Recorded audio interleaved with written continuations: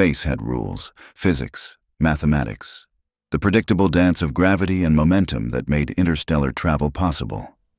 The UNSC had mastered slipspace, humanity's method of faster-than-light travel, centuries ago. Calculations were precise. Jumps were routine, until they weren't.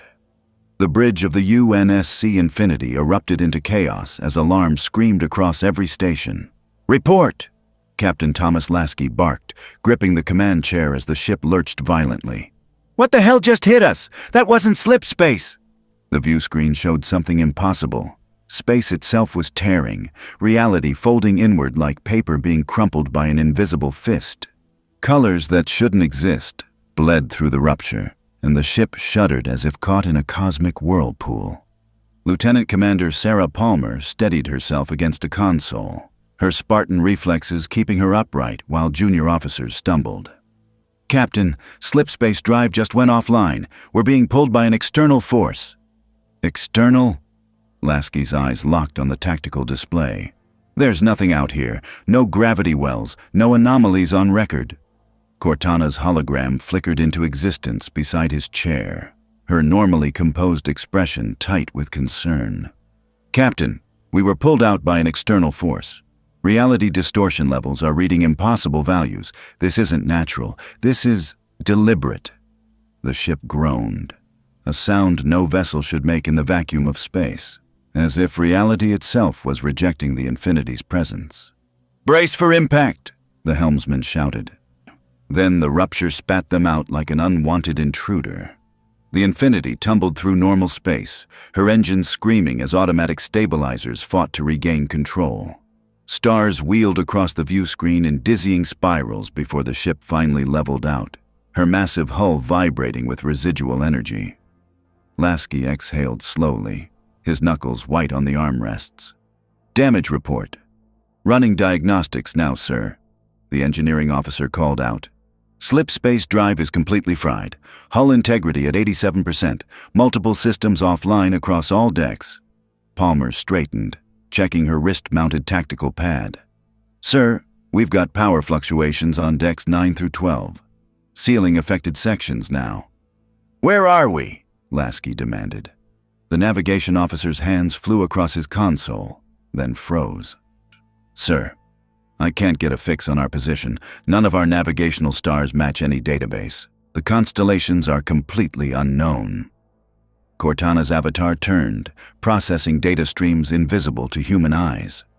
"Confirmed, Captain. We're not just off course. We're in a completely unmapped region of space. No registered stars, no pulsars, no astronomical reference points in any UNSC database." "That's impossible," Palmer said. "The UNSC has mapped millions of star systems." "I'm aware, Commander," Cortana interrupted. "Which is why I'm telling you we're somewhere we've never been. Possibly somewhere no human has ever been." Lasky leaned forward. "Sensor sweep. Full spectrum. I want to know what's out there." The sensor officer's fingers danced across his station.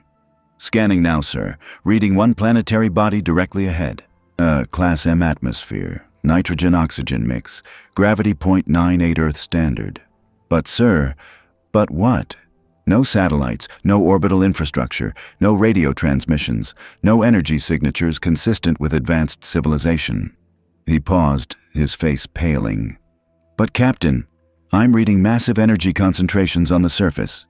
Palmer moved to the tactical station. "Define massive." "Equivalent to starship reactors, ma'am. Multiple signatures. But they're not stationary. They're moving, and they're localized." Cortana's hologram sharpened. "Localized how?" "Individual points, ma'am, as in single life forms generating energy readings comparable to our fusion reactors." The bridge went silent. Lasky stood slowly. "You're telling me there are individual organisms down there putting out as much energy as our engines?" "Yes, or, sir, and Captain..." The sensor officer's voice dropped. "One of them is responsible for most of the violent activity I'm detecting." Palmer crossed her arms. "One individual? That's impossible. No biological entity could..." An alarm cut her off. Red lights flashed across the engineering console. Sir, we're losing altitude, the helmsman shouted. Planet's gravity well is pulling us in. The destabilized engines can't compensate. Lasky's mind raced. All hands, brace for emergency landing. Helmsman, find us the flattest terrain you can. Engineering, divert all available power to structural integrity fields. Aye, sir. The Infinity shuddered as she entered the planet's atmosphere, her 5-kilometer hull glowing with re-entry heat. The view screen showed clouds, then forests, then mountains rushing up to meet them. Impact in 30 seconds, the helmsman called out. 20, 15. The ship's ventral thrusters fired at maximum burn, slowing their descent but not stopping it. 10 seconds, brace, brace, brace. The UNSC Infinity, the most advanced warship humanity had ever constructed, slammed into an alien world with the force of a meteor strike. The forest exploded. Ancient trees, some hundreds of years old, disintegrated as the Infinity's massive hull carved a kilometer-long trench through the wilderness. Earth and stone sprayed upward in a tidal wave of debris. The ship skidded, crashed through a rocky outcropping, and finally came to rest at an angle, her bow buried in a hillside, her engines smoking and crackling with residual energy. For a moment, the forest was silent. Then the silence shattered. On emergency klaxons wailed inside the ship. Damage control teams scrambled. And on the bridge, Captain Lasky pulled himself upright, blood trickling from a cut above his eye. "Sound off," he commanded. "All stations report." "Engineering reports hull breaches on decks 4, 7, and 10, Palmer said, reading from her pad. "Automated bulkheads are sealing the damaged sections. No casualties reported yet." "Sensor array is online," the sensor officer confirmed. "Local atmosphere is breathable. Temperature 14 degrees Celsius. No immediate environmental hazards." Cortana appeared, her hologram stabilizing. "Captain, the slip space drive is completely destroyed. We're not jumping anywhere until we can fabricate entirely new Shaw Fujikawa components. That's weeks of work, minimum. And that's assuming we can find the raw materials." Lasky wiped blood from his face. "So we're stranded." "Affirmative." Palmer checked her weapon. "Then we secure a perimeter and assess the situation. Sir, permission to deploy reconnaissance teams." "Granted. But Palmer..." Lasky fixed her with a hard look. "We have no idea what's out there. Those energy readings could be anything. Weapons free, but do not engage unless fired upon." "Clear." "Crystal, sir." Palmer activated her comm. "All Spartan teams, this is Commander Palmer. Deploy to the surface and establish a defensive perimeter around the ship. Rules of engagement: observe and report. Do not initiate contact unless threatened." "Aye, ma'am," came the reply from multiple Spartan fire teams. Lasky turned to Cortana. "Keep scanning. I want to know everything about this planet. Atmospheric composition, local wildlife, those energy signatures. Everything." "Already on it, Captain." The bridge crew worked in controlled chaos. Damage reports flowing in, repair teams mobilizing, weapon systems being brought online. Outside, the Infinity's massive cargo ramps lowered with hydraulic hisses. Spartan 4s in Mjolnir armor marched out in perfect formation, their assault rifles raised, scanning the alien forest with helmet-mounted sensors. Marines followed, establishing firing positions, setting up portable barriers, deploying reconnaissance drones.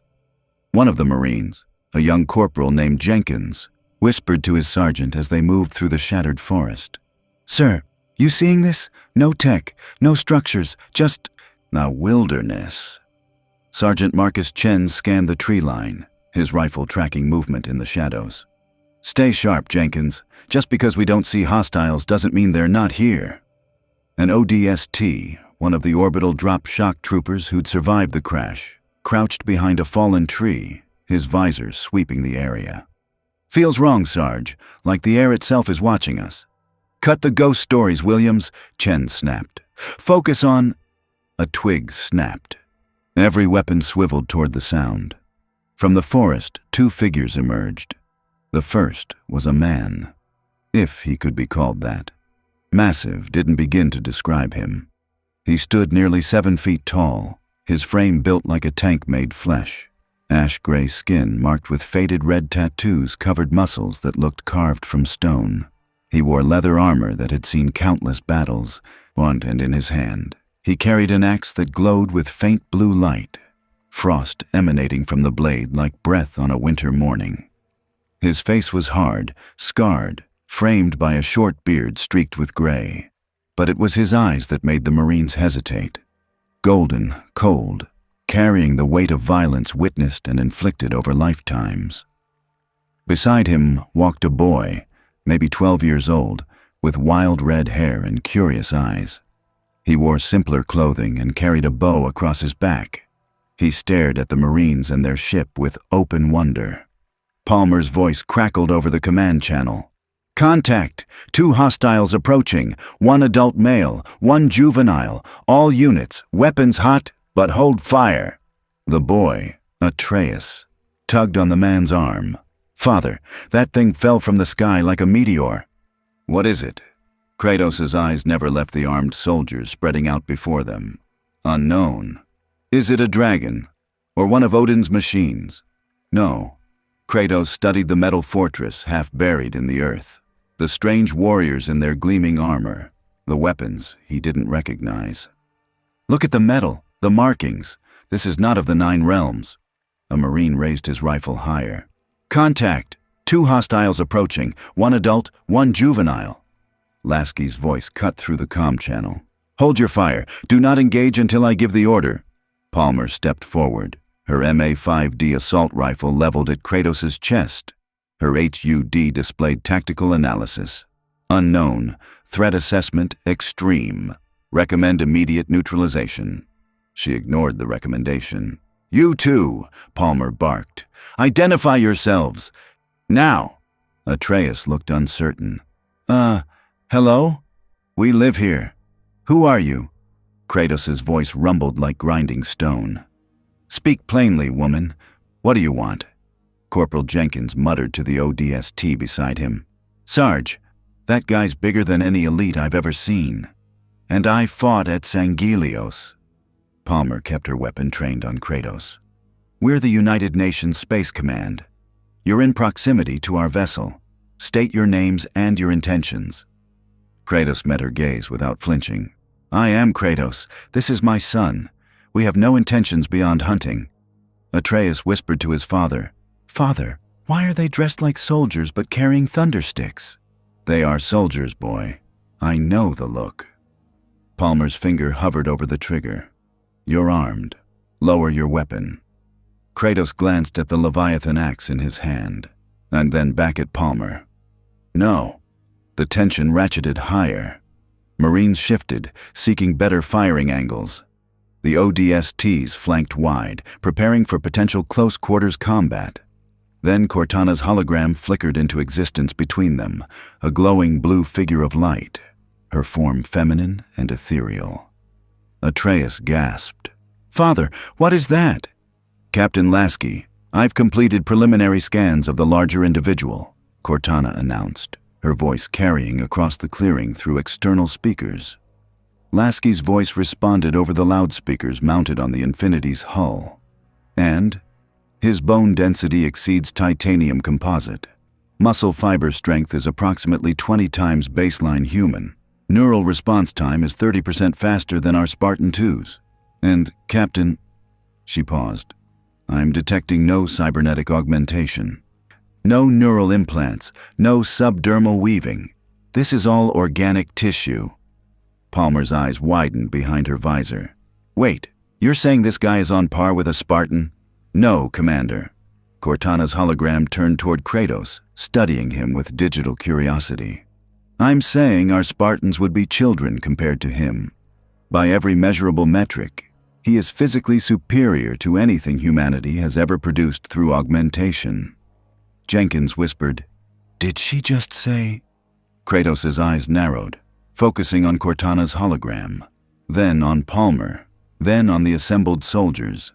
His voice cut through the clearing like a blade. "Spartan?"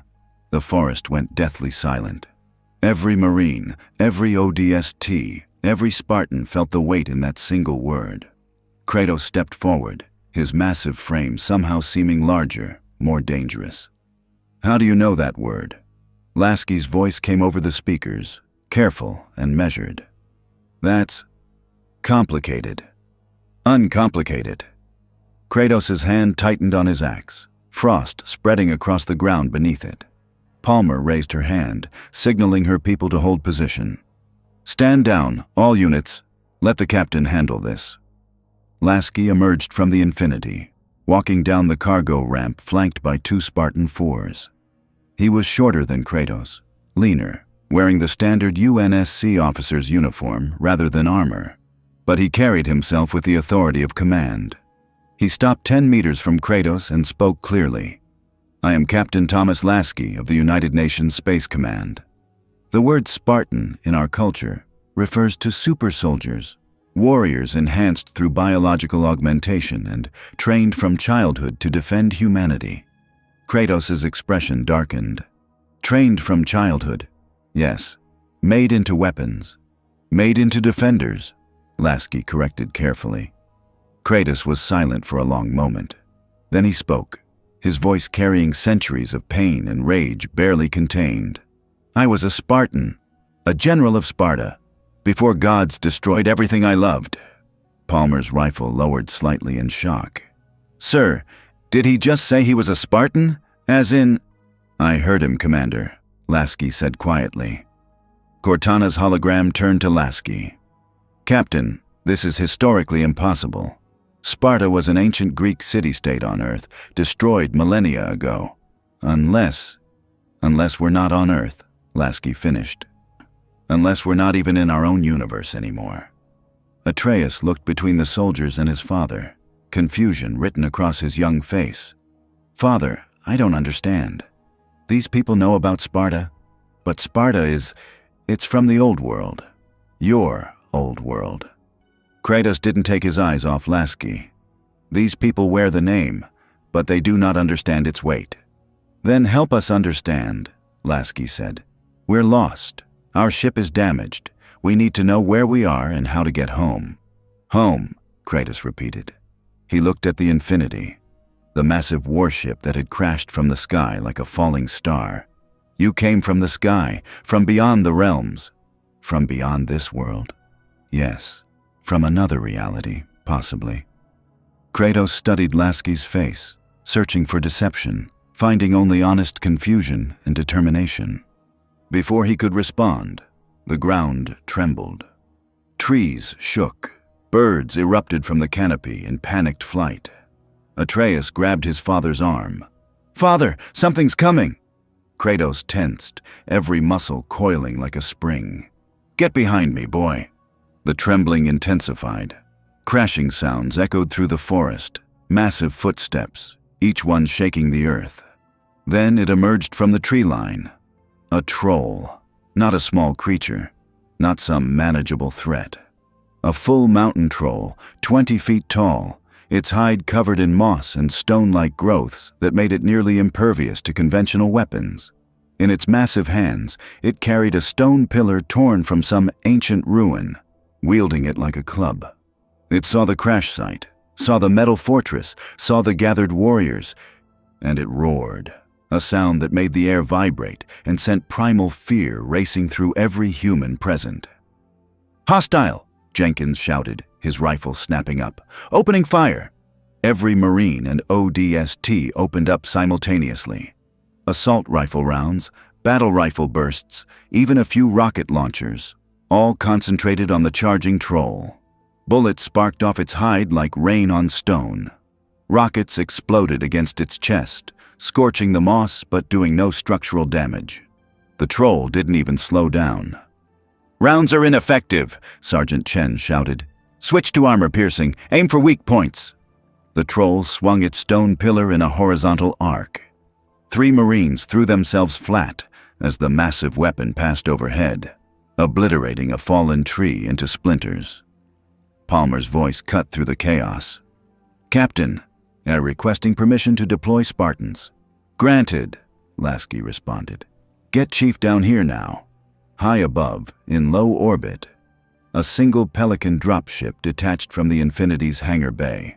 Its cargo, one Spartan 2, the Master Chief. The Pelican's bay doors opened, and John 117 stepped to the edge, his Mjolnir armor gleaming in the alien sunlight. He jumped. For 3 seconds, he fell through the atmosphere, his armor's shields glowing as friction heated the air around him. His HUD tracked the ground rushing up, calculated impact point, prepared his armor's energy shields for landing. He hit the earth like a meteor. The impact cratered the ground, dust and debris exploding outward. When it cleared, the Master Chief stood in the center of the crater, assault rifle in hand, a motion tracker already highlighting the troll's position. "Hostile identified," Chief said, his voice calm and mechanical through his helmet speakers. "Engaging." He raised his rifle and fired, controlled bursts, targeting the troll's eyes, its joints, anywhere that looked vulnerable. The troll roared and turned toward this new threat. Kratos watched the armored warrior emerge from his landing crater, studied the way he moved, efficient, tactical, lethal. The armor was advanced, clearly technological rather than divine. But there was something about the way this warrior carried himself. "You wear armor like the gods," Kratos said, stepping toward Chief. "But you call yourself Spartan." Chief turned his visor toward Kratos. "Affirmative. You are bound by that metal, a slave to it. It keeps me alive." Kratos' voice hardened. "Then you have forgotten what it means to be Spartan." Before Chief could respond, Atreus called out, "Father, the shiny man is trying to help." "Watch, boy." Kratos raised his Leviathan axe. "Learn." The troll charged, its massive stone pillar raised high, ready to crush both warriors. Kratos moved, not with Chief's tactical precision, not with calculated efficiency, with the raw, terrifying power of a being who had killed gods. He met the troll's charge head-on. As the stone pillar descended, massive enough to flatten a building, Kratos caught it, with his bare hands. The impact sent shockwaves through the ground. Every Marine within 50 meters felt it through their boots. The troll pushed down, using all its massive strength, trying to crush this insignificant creature. Kratos' muscles bulged, veins standing out like cables under his gray skin. His boots dug trenches in the earth as he was driven down to one knee. But he didn't break. Frost spread from his hands along the stone pillar, ice crystals forming, spreading, weakening the ancient rock. Then Kratos roared, a sound of pure rage and determination, and shattered the pillar into 1,000 pieces. Corporal Jenkins stared, his rifle lowering. "Sir, he just caught that thing's weapon. With his bare hands." The troll stumbled backward, confused, its primary weapon destroyed. Kratos didn't give it time to recover. He hurled the Leviathan axe. The weapon flew true, spinning through the air, trailing frost and ethereal blue light. It struck the troll's forehead with a sound like a bell tolling, burying itself to the haft in stone-hard skull. The troll froze. Ice spread from the impact point, covering its entire head in seconds. Kratos raised his hand. The Leviathan axe ripped free, flying back to his grip like it was attached by invisible chains. As it left the troll's skull, the creature's head exploded in a shower of frozen fragments. The massive body swayed, then crashed to the earth with ground-shaking force, dead. The forest went silent except for the crackling of residual frost. Every UNSC soldier stared. Palmer's voice was barely a whisper over the comm. "Captain, that was pure brute force superiority. No shields, no armor plating, no energy weapons, just strength." Cortana's hologram appeared beside Lasky, who stood on the cargo ramp watching the entire display. "And he's not enhanced by technology, Captain. I'm reading organic tissue only. No cybernetics, no neural implants, nothing artificial." Lasky's voice was quiet. "Then what is he enhanced by?" Cortana processed the data streaming through her systems, the energy readings, the impossible physics of what she'd just witnessed, the biological scans that made no sense by human standards. "By war itself, Captain. by something we don't understand, something that exists outside the rules of our universe. Kratos turned away from the troll's corpse, his axe returning to the magnetic holster on his back. He looked at the assembled warriors, at their advanced weapons that had failed, at their armor that gleamed with technology, at their shocked faces. He looked at the Master Chief, who stood perfectly still, recalculating threat assessments, analyzing the combat data his armor had just recorded. Then Kratos walked back toward Atreus, who immediately grabbed his father's arm. "Father, that was amazing," the boy said. "Did you see their faces?" "I saw." Atreus turned toward the soldiers, his young voice carrying across the clearing. "So, are you Sky People friends or enemies?" Lasky stepped forward, his hands visible and empty. He met Kratos' eyes. "That depends." Kratos stopped. "On what?" "On whether this world is at war." Kratos was quiet for a long moment. He looked at his son, at the dead troll, at the soldiers who had tried and failed to kill a creature he dispatched in seconds. When he spoke, his voice carried the weariness of centuries. "It always is." He turned to leave, but Lasky called after him. "Wait, please!" Kratos paused, but didn't turn. "You said to leave before the gods notice us," Lasky continued. "But our ship is damaged. We can't leave, not yet." "Then you will die here." "Maybe. But maybe you could help us understand this place. Help us survive long enough to repair our ship and go home." Kratos turned his head slightly, not looking back but listening. Palmer's voice cut in. "Sir, we can't leave. The slipspace drive is completely destroyed.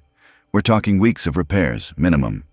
Lasky ignored her, keeping his focus on Kratos. "I know you don't owe us anything, but you said you were a Spartan, a general. That means you led soldiers, protected people. We're just trying to protect our people and get them home." Atreus tugged on Kratos' arm.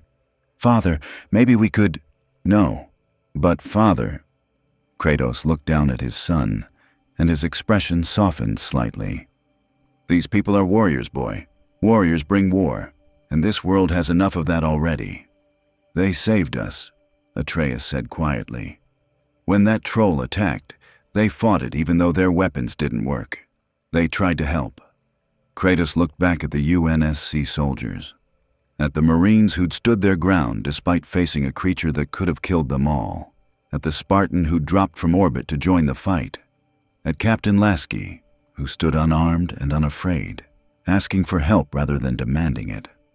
Master Chief approached, his rifle lowered. "Sir, recommend we fortify position and assess threat levels." Lasky nodded. "Agreed." He looked at Kratos. "We need to talk. About this world. About the gods you mentioned. About how we survive here." Kratos' jaw tightened. "There is nothing to discuss." "We saved your son from that creature's attack radius," Lasky said. "Our soldiers created a firing line that drew its attention away from him. You owe us a conversation." The words hung in the air. Every UNSC soldier held their breath. Kratos stared at Lasky for a long, tense moment. The captain stared back, unflinching. Finally, Kratos spoke. "I owe you nothing, Captain, but—" He glanced at Atreus, who looked up at him with hopeful eyes. "I will speak. Once, and then you will leave my son and me in peace. Once is all I'm asking," Lasky said. Kratos gestured toward the forest, away from the crash site. "Not here. The noise of your arrival has drawn attention. More will come." "Then where?" Palmer asked. "Somewhere the gods do not watch as closely." Kratos looked at the Infinity, its massive hull steaming and damaged. "Can your metal fortress move?" "Not yet," Cortana's voice answered through the speakers. "But we can defend it." Kratos nodded slowly. "Then defend it well, because when the gods come, and they will come, your thunder weapons will not be enough." He started walking into the forest, Atreus at his side. Lasky called after him. "Where are you going?" Kratos didn't turn. "To prepare. If you wish to talk, send one warrior, alone, at sunset. I will find you." "Which warrior?" Lasky asked. Kratos stopped, turned his head slightly to look at the Master Chief. The one who calls himself Spartan. Let him come. Let me see if he has earned that name." Then Kratos and Atreus disappeared into the forest, leaving the UNSC forces alone with their damaged ship and more questions than answers. Aunt Palmer lowered her rifle completely. "Sir, what just happened?" Lasky exhaled slowly. "We just met someone who might be the most dangerous being in this reality. And he's agreed to talk." "To Chief," Palmer corrected. "Alone." Chief stood perfectly still, his visor tracking Kratos' path through the forest until the man disappeared from sight. "I'll go." "You sure about that?" Lasky asked. "He just killed a 20-foot monster with his bare hands and an axe, and Cortana says he's stronger than any Spartan we've ever produced." Chief's voice was calm. "That's exactly why I should go. If he wanted us dead, we'd already be dead. He wants to talk. I'll listen." Lasky nodded slowly. "All right.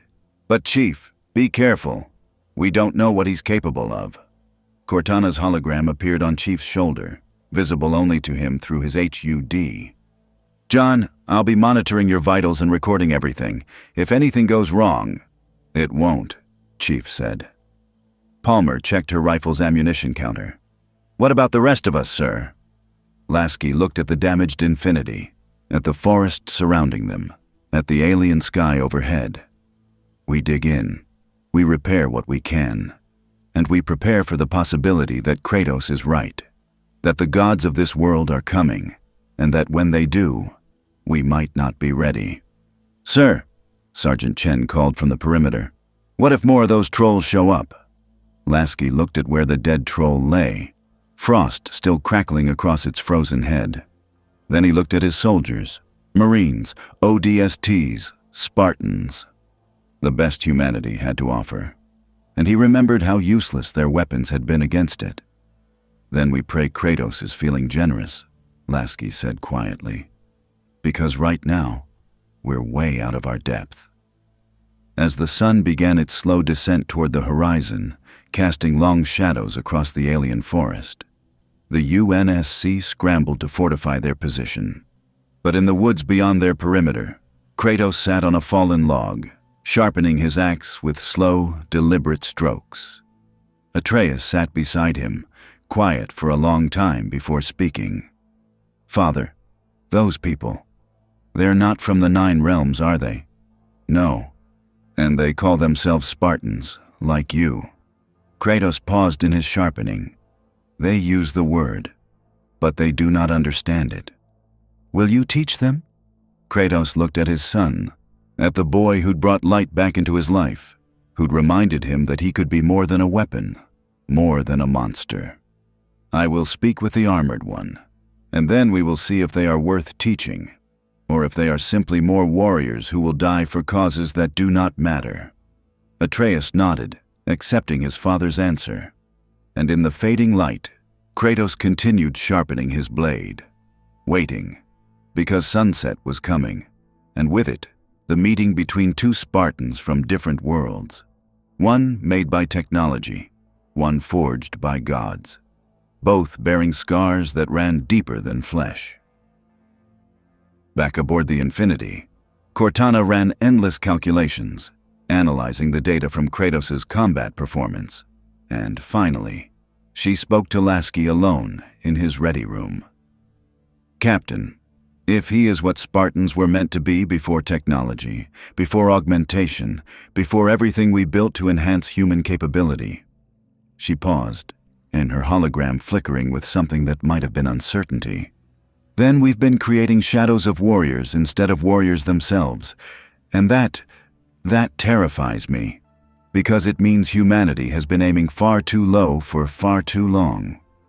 Lasky stared out the window at the alien sunset, and said nothing, because there was nothing to say. They were in a world beyond their understanding, and the only guide they had was a man who had killed gods. The sun hung low over the alien forest, painting the sky in shades of crimson and gold that reminded the UNSC personnel of Earth, yet felt fundamentally wrong in ways they couldn't articulate.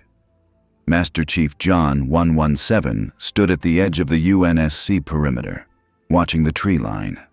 His motion tracker showed nothing. His thermal imaging detected only ambient wildlife. But his instincts, honed through decades of combat, told him he was being watched. Behind him, Commander Palmer approached, her footsteps quiet but deliberate. "You don't have to do this alone, Chief," she said. Chief didn't turn. Kratos specified one warrior, alone. Yeah, and he also casually mentioned gods like they're real. Guy might be insane. He killed a 20-foot troll in under 30 seconds using an axe in his bare hands. Insane or not, he's the most dangerous thing on this planet. Palmer checked her sidearm out of habit. "Which is exactly why you shouldn't go alone. Let me shadow you. Stay back, keep eyes on from a distance." "No." Chief's voice was firm. "He's testing us. If I show up with backup after he asked me to come alone, we lose whatever trust he might be willing to give." "Trust?" Palmer's voice carried frustration. "Chief, we don't know anything about this guy. He could be leading you into an ambush." "Then I'll handle it." Palmer was quiet for a moment.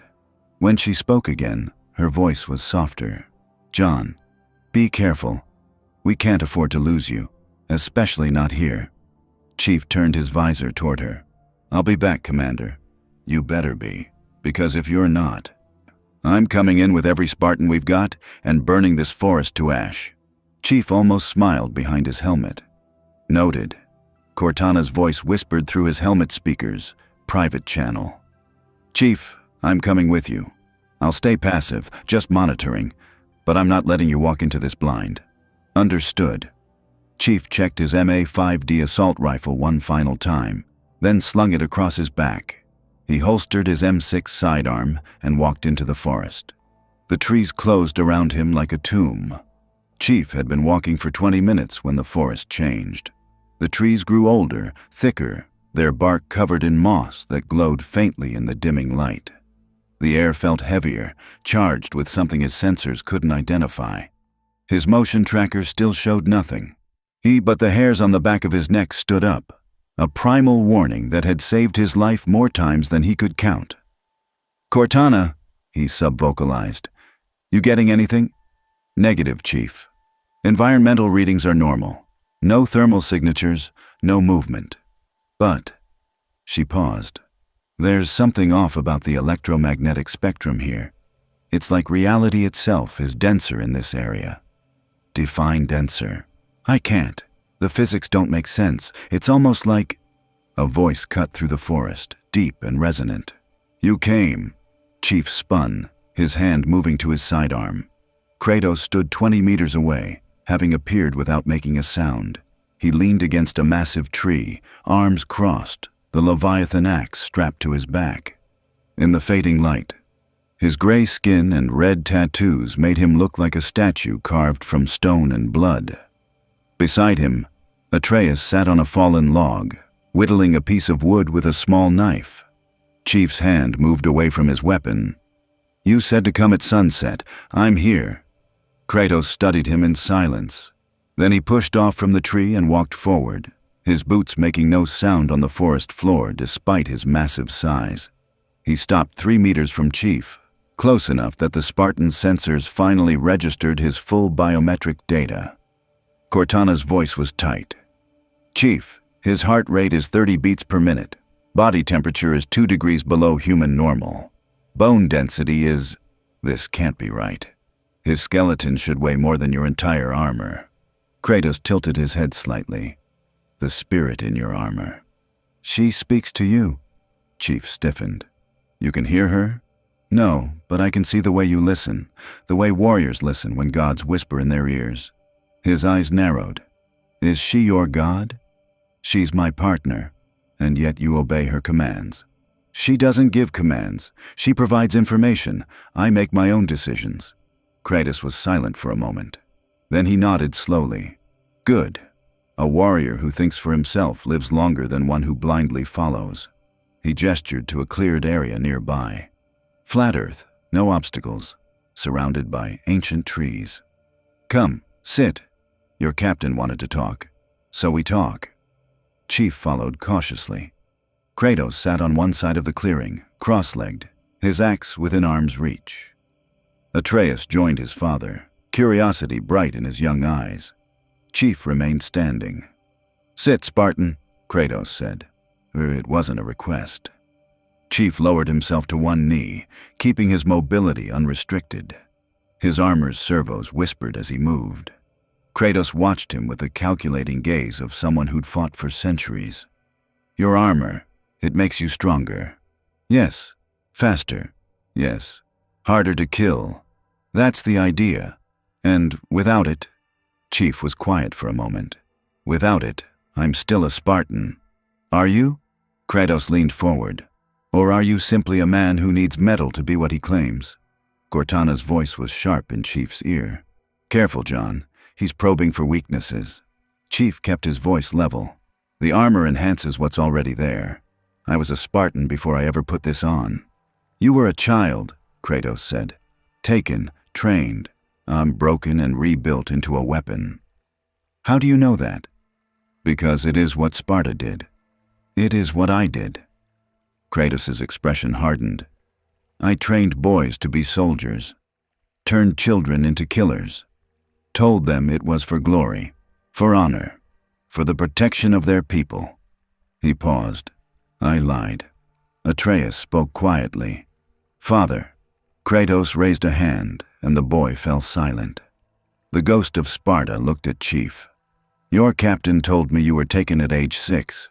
Trained for war before you could understand what war truly means. Is this true?" "Yes." "And you accept this?" "I chose to continue serving after I understood what I was." "Did you choose?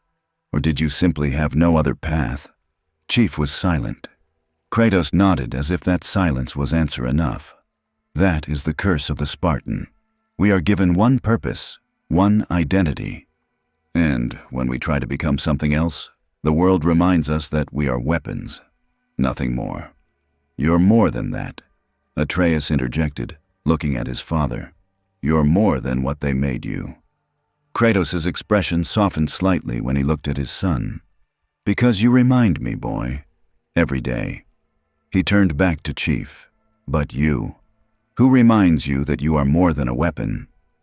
Cortana's hologram appeared on a nearby rock, her avatar sitting casually. "I do." Both Kratos and Atreus startled slightly at her appearance. "The spirit shows herself," Kratos said. "AI," Cortana corrected. "Artificial intelligence. I'm a thinking machine, not a spirit. A machine that thinks." Kratos studied her holographic form. "Another slave bound to metal." Cortana's avatar stood, her posture defensive. "I'm not a slave. I'm a partner. I chose to work with Chief." "Did you choose? Or were you created for that purpose?" Cortana opened her mouth, then closed it. Kratos continued, his voice quieter now. "We are all slaves to our creation spirit. You, the metal warrior. Me. We were made for war. The only question is whether we accept that fate or fight against it." Atreus looked between them. "But father, you fought against it. You broke your chains to the gods." "And how many did I kill to do so?" Kratos' voice carried ancient pain. "How many innocents died because I sought freedom? The path to breaking chains is paved with blood, boy. Never forget that." Chief shifted slightly. "Kratos, my captain needs information about this world, about the gods you mentioned, about how we survive here long enough to repair our ship and leave." Kratos was silent for a long moment, staring into the darkening forest. Then he spoke. "This world, these 9 realms, are ruled by the Aesir, gods of war, wisdom, and tyranny. At their head is Odin, the Allfather, cunning, ruthless. He will see your metal fortress and either want to claim it or destroy it." "Can we defend against him?" Chief asked. "No." The word hung in the air like a death sentence. "Your weapons, your thunder sticks, will not harm the Aesir. They are gods. They do not die like mortals." Cortana's hologram leaned forward. "Everything dies, Kratos, even gods. You said yourself you killed gods." "I did, but I am—" He paused, searching for words. "I am different. I carry the power of gods I have slain. Their strength, their rage, and their very essence flows through me. He looked at Chief. You have no such power. You are simply a man in metal. We've fought beings with godlike power before, Cortana said. The Forerunners, the Flood. The Covenant called us demons because we wouldn't die when we were supposed to. Kratos' eyes gleamed with something that might have been respect. Then perhaps you will last longer than I thought. But lasting is not surviving. And surviving is not winning. Chief stood slowly. Then teach us. You said you'd talk. Talk. Tell us how to fight gods. You do not fight gods, Kratos said flatly. You survive them. You hide. You run. You hope they do not notice you. That's not an option. Our ship is a 5-kilometer-long warship. It already carved a crater through this forest. The gods will notice. It's just a question of when. Kratos stood as well, and even with Chief's armor adding height, Kratos still towered over him. Then when they come, you will die. Unless what? Kratos was quiet for a long moment. Then he looked at Atreus. Boy, what do you think? Atreus blinked, surprised to be asked. About what, father? About these people. Should we help them? The boy considered carefully. They fought the troll. Even though their weapons didn't work, they still fought. They tried to protect us. He looked at Chief. And they're lost. Just like we were lost when Mother died and we started our journey. Kratos nodded slowly. And what did I teach you about helping the lost? That sometimes the strongest thing you can do is guide someone else to find their strength. Kratos' expression was unreadable, and then he turned to Chief. Your captain said you call yourselves Spartans, that you were made into weapons as children, that you fight to protect humanity. Yes, then prove it. Chief's visor fixed on Kratos. How? Fight me. The forest went deathly silent. Cortana's voice was sharp. Chief, negative. We don't know his full capabilities. Not to the death, Kratos clarified. A test. You wish to learn how to fight gods? First, learn how to fight a warrior who has killed them. Chief considered. Every tactical instinct told him this was a bad idea. Kratos had demonstrated strength and speed far beyond Spartan capabilities. A direct confrontation would end badly, but walking away would end their only chance at survival in this world. Rules of engagement? Chief asked. Simple. You try to put me down, I do the same. We fight until one yields or cannot continue. Hand to hand only. Your weapons will not harm me. But if you wish to try, I will not stop you. Kratos gestured to the clearing. Come, Metal Spartan. Show me if you have earned that name. Chief unsealed his rifle, letting it drop to the ground. He drew his combat knife, a standard UNSC blade, reinforced titanium, designed to pierce elite armor. Kratos drew nothing. He simply stood, arms loose at his sides, waiting. Chief, Cortana warned. His reaction time is faster than anything I've ever recorded. If he moves, I know. Chief circled slowly, analyzing Kratos' stance. The man stood like a statue, perfectly balanced, weight distributed evenly. No obvious weak points, no defensive posture, just perfect, terrifying confidence. Chief struck. He moved with the enhanced speed of his augmentations and armor, closing the distance in a blur, knife aiming for Kratos' shoulder. A disabling strike, not lethal. Kratos moved. One moment he was still. The next, he'd sidestepped the strike so smoothly, it looked like Chief had missed on purpose. Kratos' hand shot out, grabbed Chief's wrist, and twisted. Chief felt his armor's servos strain against the grip, felt pressure that should have been impossible. His HUD flashed warnings, stress fractures in the armor plating around his wrist. He activated his armor's strength enhancement, pulling back, breaking the grip. Kratos let him go, nodding approvingly. Good, you do not freeze when countered. You adapt. Chief reset his stance, recalculating. He's faster than my sensors can track, stronger than my armor's maximum output. I can't win through direct confrontation. He attacked again, this time a feint, pulling the strike at the last second and sweeping Kratos' legs. Kratos jumped, his massive frame becoming airborne with impossible agility. He landed behind Chief and delivered a palm strike to the Spartan's back. Chief's shields flared, then failed. The impact sent him stumbling forward. His HUD showed shield integrity at 0, recharge cycle initiated. "Your light shield," Kratos observed. "It protects you, but it has limits." Chief spun, launching a straight punch with all his armor's power behind it. Kratos caught the fist in his palm. The impact created a shockwave that rippled through the clearing. Atreus covered his ears. Nearby trees shook, but Kratos didn't move. Chief pushed harder, servos whining, and every ounce of augmented strength focused on that single point of contact. Kratos' arm trembled slightly. Then he pushed back. Chief flew backward, crashed through a tree trunk, and slammed into a second tree that splintered under the impact. He lay there for a moment, systems rebooting, damage assessments scrolling across his HUD. "Chief!" Cortana's voice was panicked. "Armor integrity at 73%, multiple stress fractures, you need to yield." Chief pushed himself upright. His shields were still recharging. His armor had taken damage that would require repair, but he wasn't out of the fight. He stood.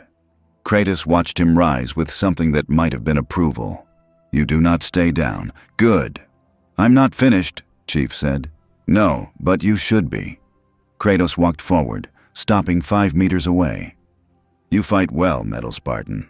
Better than most warriors I have faced. Your tactics are sound, your resilience is admirable. But you fight like a soldier following doctrine, not a warrior fighting for his life." Kratos gestured to Chief's armor. "You rely on that metal, on your weapons, on your tactics. Take those away, and what remains?"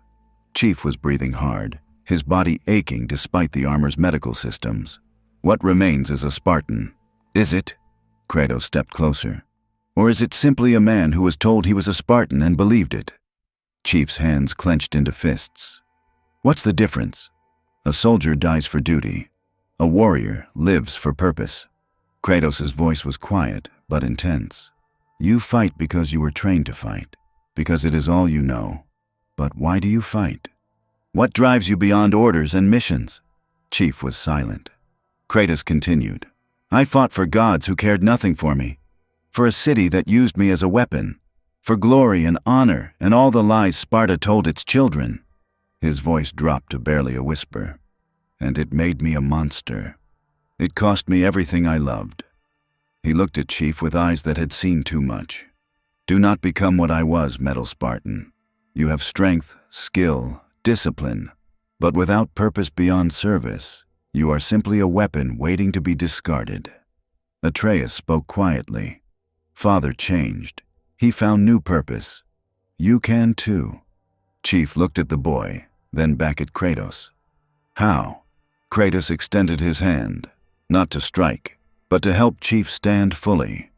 "By choosing what you fight for, not simply fighting because you were commanded to." Chief hesitated, then grasped Kratos' forearm in the warrior's grip.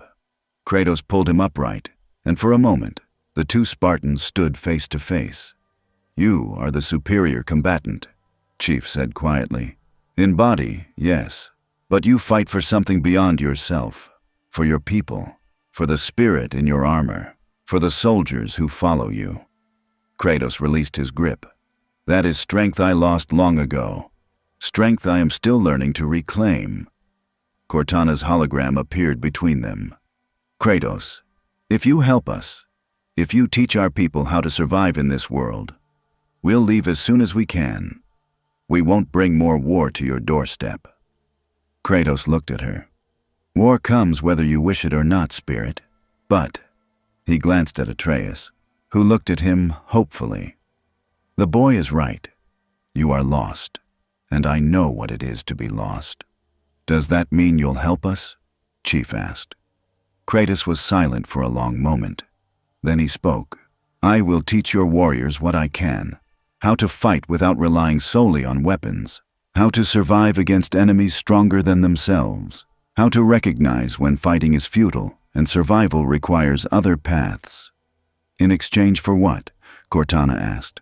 "Nothing. This is not a trade." Kratos looked at Chief. "Consider it a Spartan helping fellow Spartans. even if you do not truly understand what that name means. Chief nodded slowly. Thank you. Do not thank me yet. The training will not be gentle, and it may not be enough. Kratos turned to walk away, then stopped. And Spartan? Yes? When the gods come, and they will come, do not try to fight them with honor or tactics or the hope that your metal will protect you. His voice was hard as iron. Fight them like you are trying to survive against something that wants you erased from existence, because that is exactly what they will want. Before Chief could respond, a brilliant flash of light illuminated the forest, rainbow-colored, massive, accompanied by a sound like reality being torn apart. Atreus gasped. "Father, the Bifrost!" Kratos' entire demeanor changed instantly. He grabbed his axe, his body coiling into a combat stance. "Someone is coming! Someone powerful!" Chief activated his comm. "All units, this is Sierra 117. We have an unknown energy event at my location. Stand by for—" The light intensified, and resolving into a pillar of rainbow energy that touched down 100 meters from the clearing. When it faded, a figure stood in its place. The rainbow pillar of the Bifrost faded, leaving Thor standing in the forest, clearing like a monument to violence barely restrained. Lightning crackled across his armor, ornate, ancient, covered in runes that glowed with power. Mjolnir, his hammer, hummed with barely contained energy, the air around it distorting with electromagnetic force. Chief's motion tracker lit up like a Christmas tree. His armor's sensors screamed warnings, energy output equivalent to a fusion reactor, localized gravitational anomalies, electromagnetic interference that made his HUD flicker. "Cortana," Chief subvocalized, "analysis. He's generating more power than our ship's reactor, Chief, and it's growing. If he releases that energy—" "I know." Thor's gaze swept over Chief, dismissing him as irrelevant, then locked onto Kratos. "The ghost of Sparta, here, in Midgard." He laughed, a booming sound that made birds flee from distant trees. "I thought you'd fled to the edges of the 9 realms to hide from your past." "I am not hiding," Kratos said, his voice controlled fury. "I am living. There is a difference." "Is there?" Thor gestured with Mjolnir toward the massive crater in the distance where the Infinity lay. "Because it looks to me like you've attracted more trouble. A metal fortress falls from the sky, tears through the forest like Jormungandr's tail. And you're standing here with strange warriors in armor I've never seen." His eyes narrowed. "What are you planning, God-killer?" "Nothing. They are not my allies. They are simply under your protection," Thor interrupted, his grin turning predatory. "You just said so yourself. Which means whatever they are, whatever they've brought here, you've claimed responsibility for it." Atreus stepped closer to his father. "Father, maybe we should—" "Stay behind me, boy." Chief's comm crackled. Palmer's voice cut through. "Chief, we're reading a massive energy spike at your location." "What's happening?" "Contact with a hostile," Chief replied quietly. "Stand by." "Standing by for what?" "Chief, if you need extraction—" "Negative. Hold position. Do not engage unless I give the signal." Thor's attention finally shifted to Chief. The Thunder God tilted his head, studying the Spartan like a curiosity. "And what are you supposed to be, little warrior? Some kind of metal golem? A dwarf construct?" Chief didn't respond. Thor took a step forward. "I asked you a question, mortal." "Master Chief Petty Officer John 117, Chief said, his voice flat. "United Nations Space Command." Thor blinked. Then he laughed again. "United Nations? Space Command?" He looked at Kratos. "Your new friends have grand titles for mortals. Do they have the strength to match, or is this all air and pride?" Kratos' grip on his axe tightened. "They are not warriors of this world, Thor. They did not come here by choice. Their vessel was damaged. They seek only to repair it and leave." "Leave?" Thor's expression shifted, suspicion replacing amusement. "To where? What realm sends metal fortresses through the sky and then claims ignorance?" "No realm you know," Kratos said. "They are from beyond the 9 realms. beyond Yggdrasil itself. Thor's eyes widened slightly. Impossible. Nothing exists beyond the World Tree. And yet here they stand. The Thunder God was silent for a moment, processing. Then he raised Mjolnir, pointing it at Chief. You, Metal Warrior, is what the God Killer says true? Are you from beyond the 9 realms? Chief's visor locked onto the hammer. His sensors screamed that the weapon was charging, energy building. Affirmative. Our ship was pulled through a spatial anomaly. We're from another reality entirely. Reality? Thor's voice dripped with skepticism. You expect me to believe that? Cortana's hologram appeared on Chief's shoulder. Believe what you want. The facts don't change. We're not from your world, your realms, or your branch of Yggdrasil. We're from a completely different universe where your gods don't exist. Thor stared at the glowing blue figure. His hammer lowered slightly. What sorcery is this? A spirit bound to light? Not sorcery, Cortana said, her tone sharp. Technology. Advanced science. I'm an artificial intelligence, a thinking machine. A machine that thinks. Thor studied her with newfound interest. The dwarves of Nidavellir craft wonders, but nothing like this. And you say you serve this metal warrior? I partner with him. There's a difference. Thor's grin returned. Is there? You exist within his armor, bound to it, powerless without it. Sounds like servitude to me, Spirit. It's called mutual cooperation, Cortana snapped. A concept your pantheon might want to explore.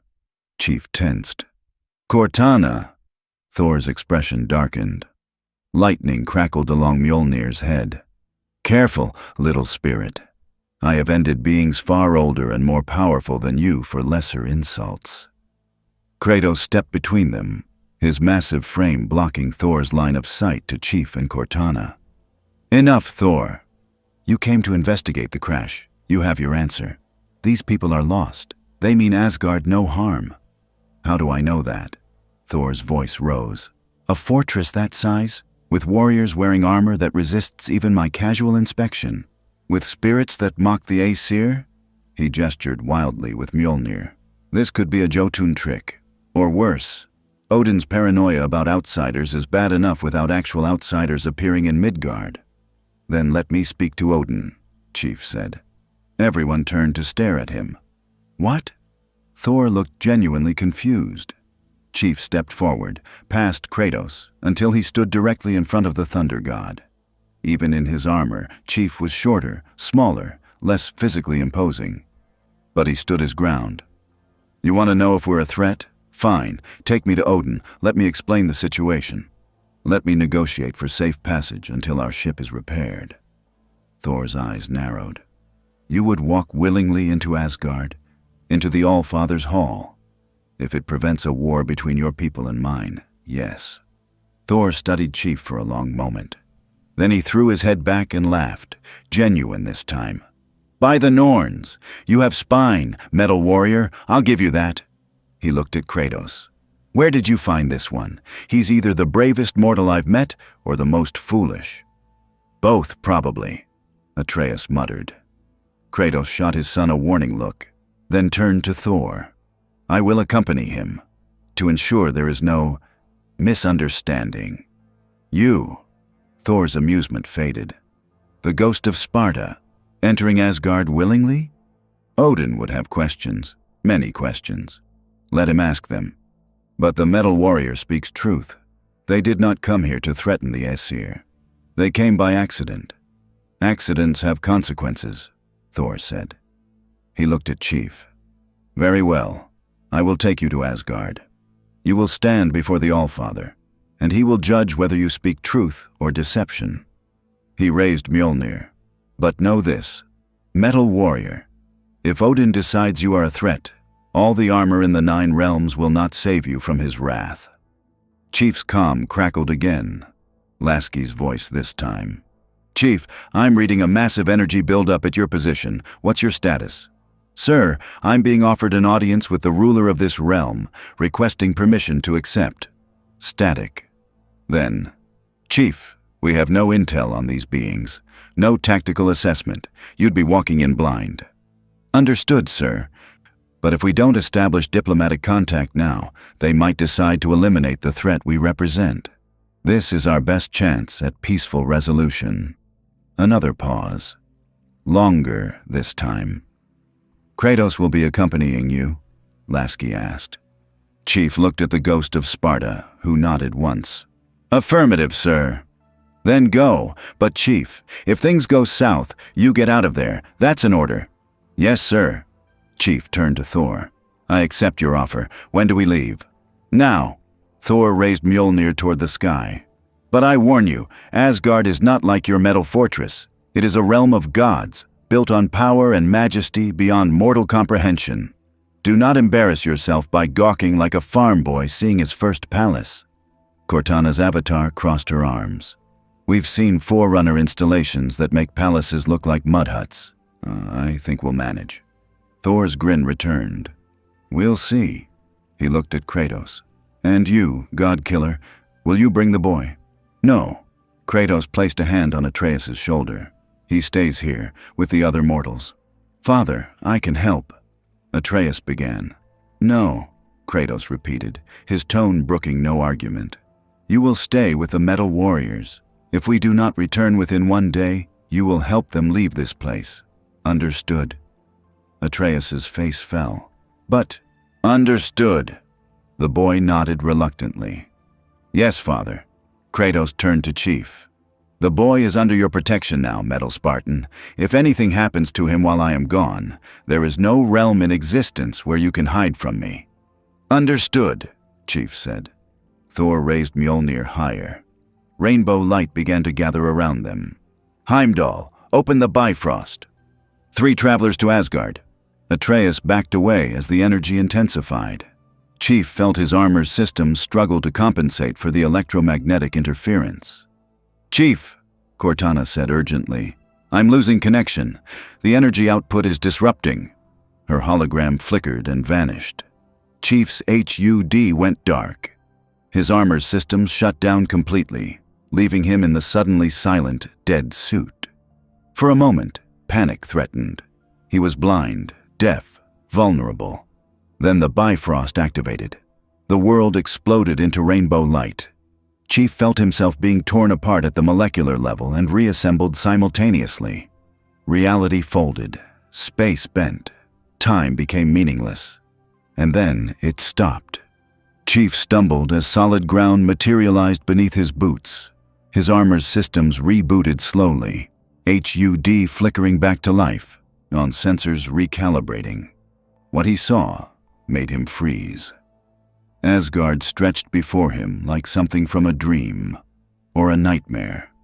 Massive golden spires rose toward a sky that burned with colors impossible in any natural atmosphere.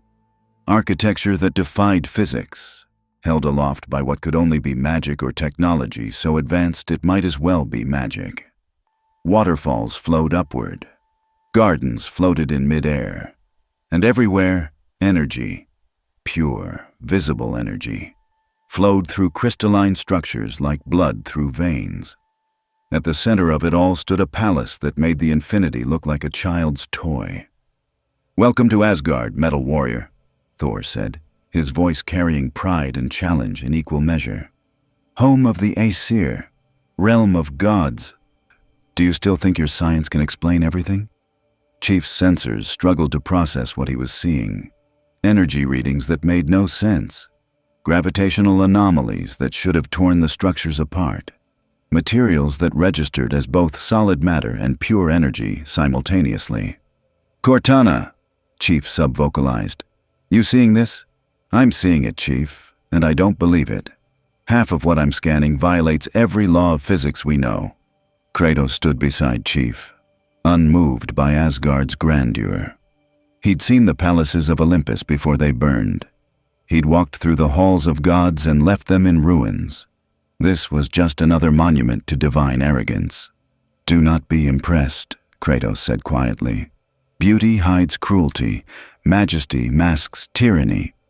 The Aesir are no different than the Olympians in that regard. A figure approached from the palace, tall, golden armored, carrying himself with the bearing of a warrior who'd never known defeat. Thor, the figure said, his voice deep and resonant. You bring outsiders to Asgard? This is highly irregular. Heimdall, Thor greeted. These are the ones I told you about. The Metal Warrior and the Ghost of Sparta. They seek audience with the All-Father. Heimdall's eyes, strange, glowing, seeing everything and nothing simultaneously, fixed on Chief. I can see distant galaxies. I can hear whispers across the 9 realms, but you, he stepped closer. You are blank, empty, as if you exist outside the tapestry of Yggdrasil entirely. That's because I do, Chief said. Heimdall's expression flickered with something that might have been concern. Impossible. Everything exists within the world tree. Everything is connected. Not where I'm from. The gatekeeper was silent for a long moment. Then he turned to Kratos. And you, God Killer? You return to a realm of gods willingly? Have you finally accepted your fate? I have accepted nothing, Kratos said. I am here to ensure the Metal Warrior receives fair hearing. Nothing more. Fair hearing.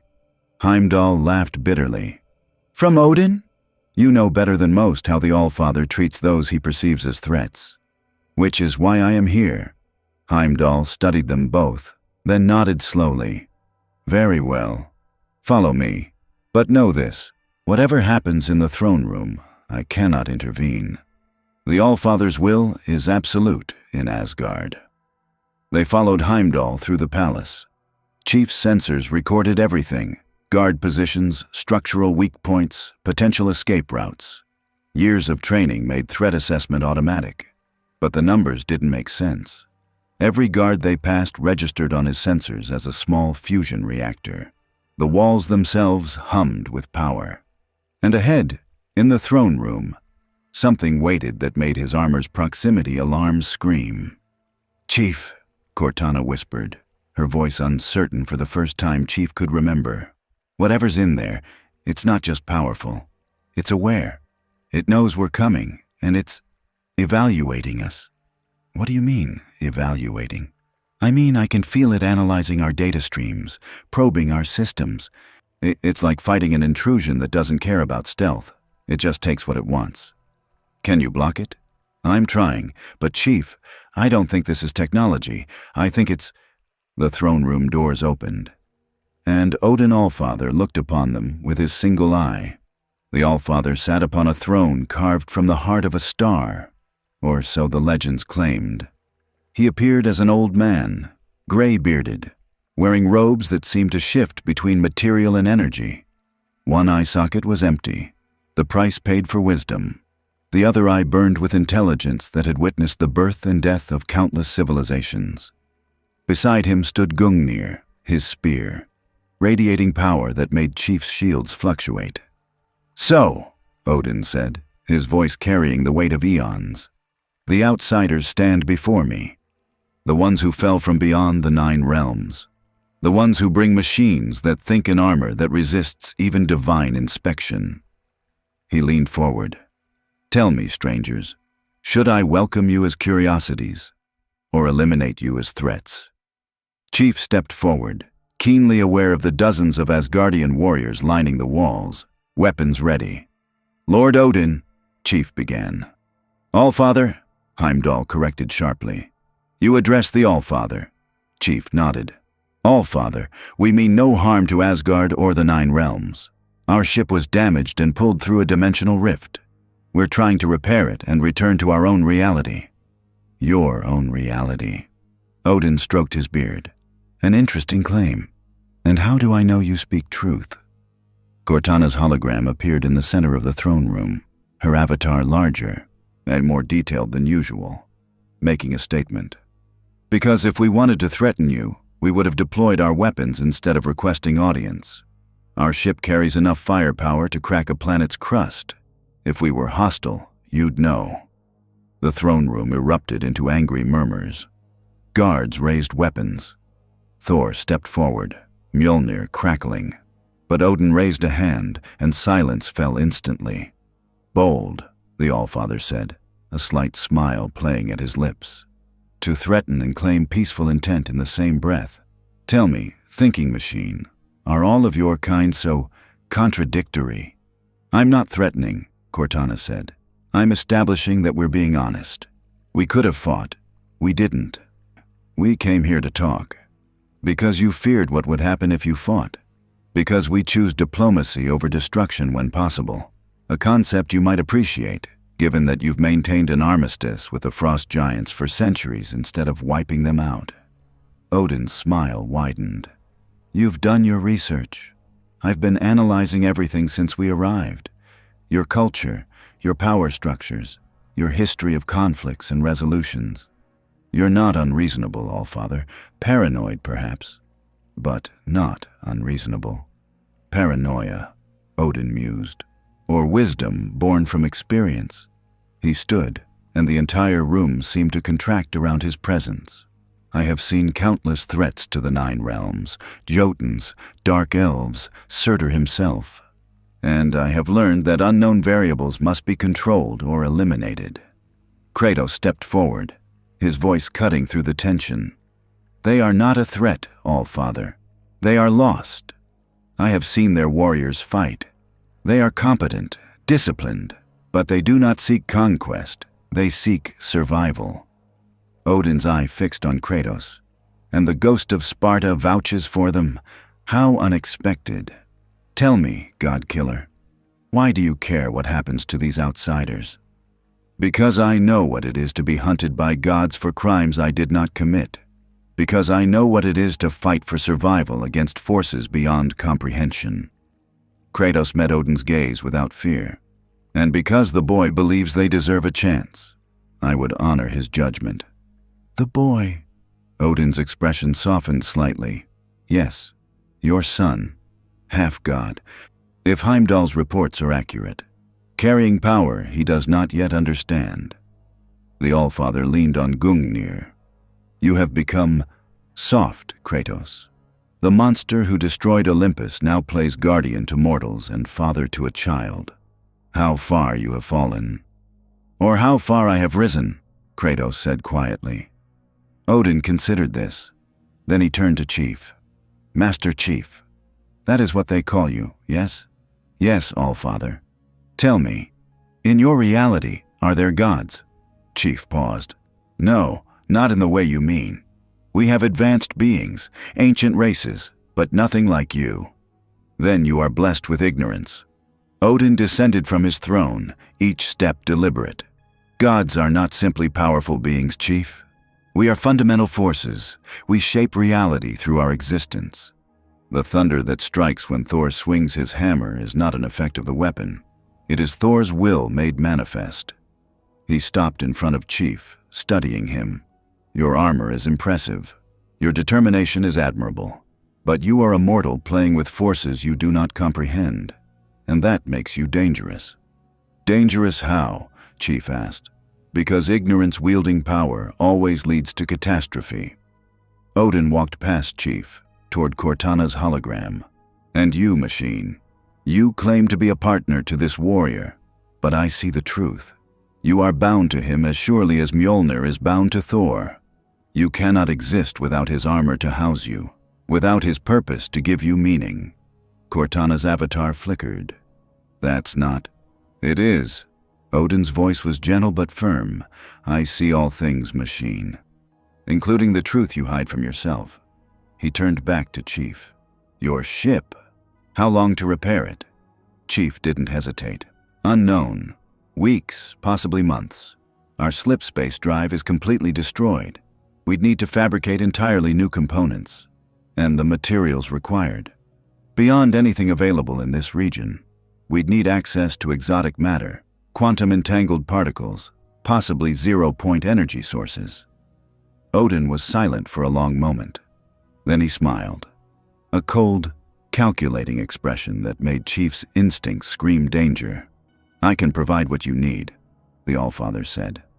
The throne room went silent. You can? Chief asked cautiously.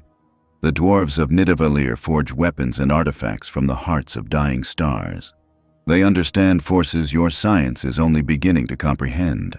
They could fabricate the components you need. Odin paused.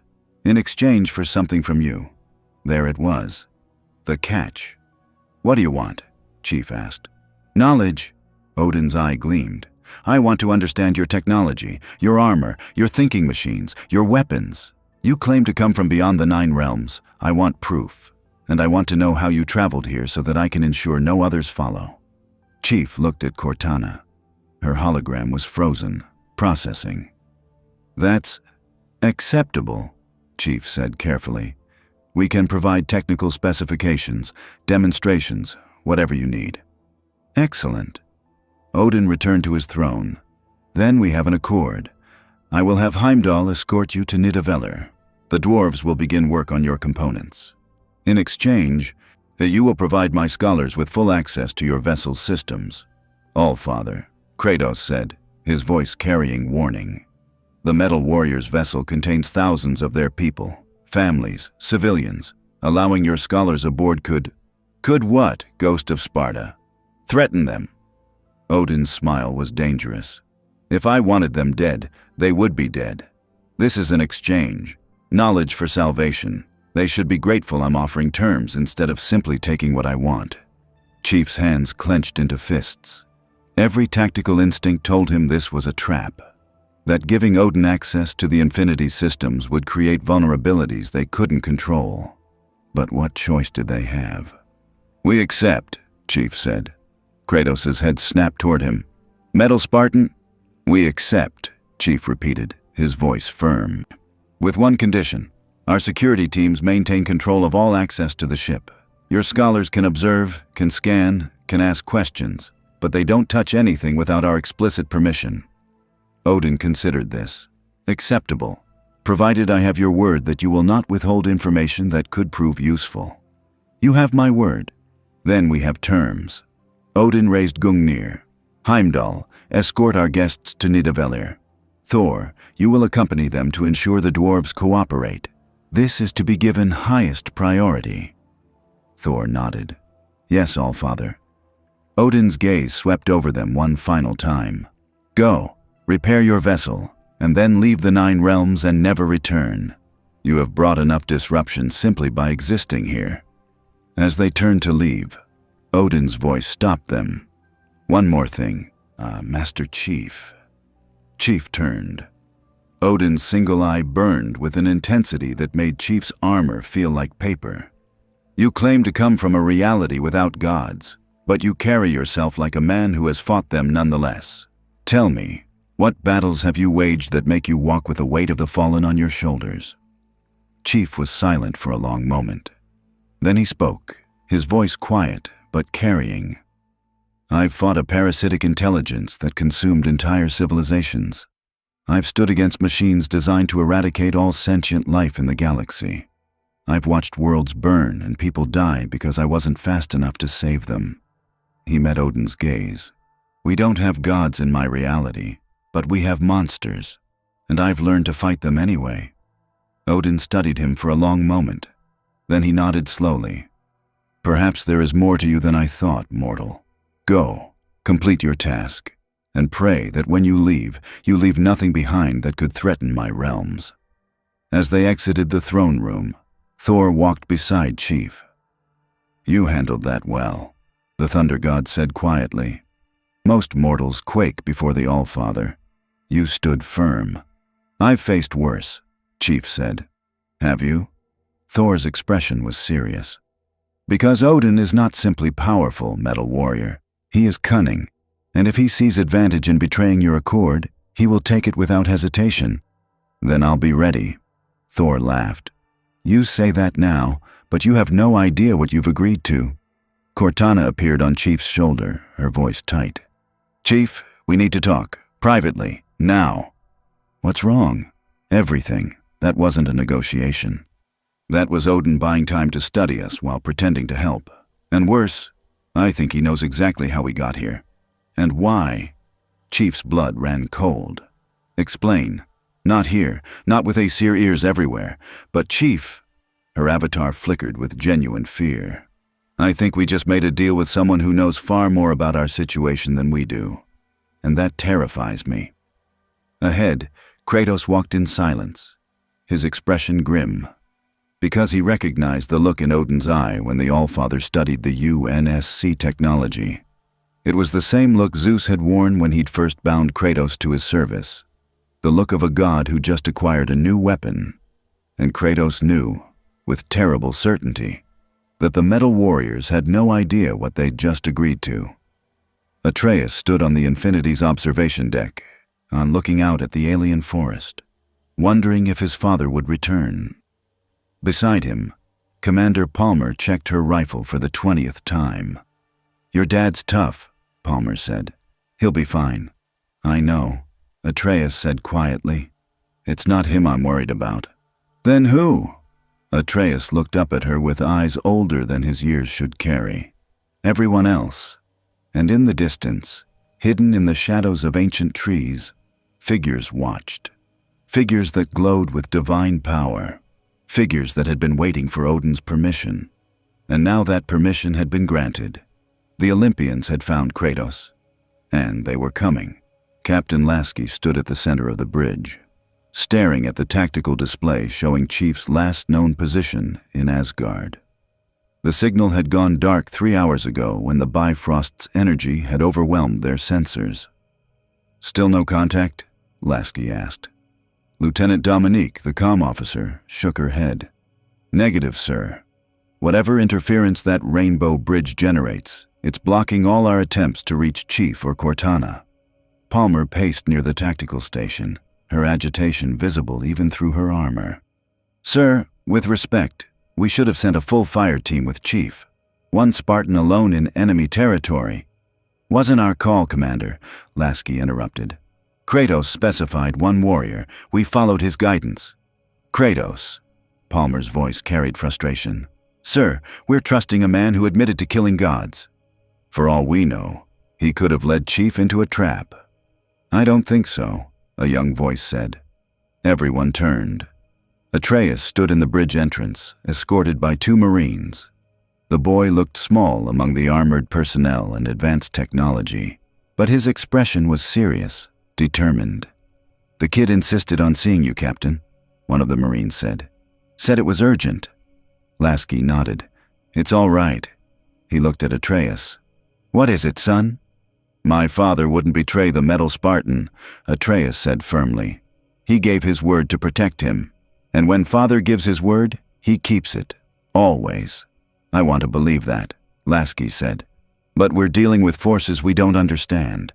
Gods, magic, things that violate every law of physics we know." "It's not magic," Atreus corrected.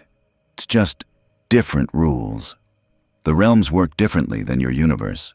But Father knows those rules. He survived them. If anyone can guide your warrior safely, it's him." Palmer crossed her arms. "And what about these gods? Thor mentioned Odin, the All-Father. What can you tell us about him?" Atreus hesitated. "Odin is complicated. He's not evil, exactly. But he's not good either. He does what he believes is necessary to protect the 9 realms, no matter the cost." "That doesn't inspire confidence," Lasky muttered. Before Atreus could respond, alarms erupted across the bridge. "Captain!" the sensor officer shouted. "Multiple contacts, energy signatures consistent with the Thor encounter, but there are dozens of them." "Location?" Palmer demanded. "Surrounding the ship. They just appeared. No approach vector, no warning." "There." The view screen flickered to life, showing the forest around the Infinity. And what Lasky saw made his blood run cold. Figures materialized from golden rifts in reality itself. Not the rainbow light of the Bifrost, but something else. Something that burned with solar intensity. They wore ancient armor, carried weapons that glowed with divine power, and moved with the casual confidence of beings who had never known defeat. At their head stood a figure wreathed in lightning.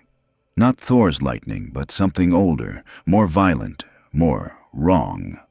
The figure raised a hand, and his voice boomed across the Infinity's hull through sheer force of will. No technology required. "Kratos!" the voice thundered. "Ghost of Sparta, betrayer of Olympus, we have found you at last." Atreus gasped, his face going pale. No, that's impossible." "Who is that?" Lasky demanded. Zeus, Atreus whispered. King of Olympus, the god my father killed, but he's dead. Father made sure of it. I saw the aftermath. Olympus burned. The gods fell. They can't be here. They shouldn't exist anymore. Palmer moved to the weapons console. Sir, recommend we go to combat alert. Already there, Commander. All hands, battle stations, raise shields, charge Mac batteries. The Infinities, eh? Massive engines hummed to life. Shield emitters crackled with energy. Weapon systems powered up across the vessel's 5-kilometer hull. Zeus watched these preparations with what might have been amusement.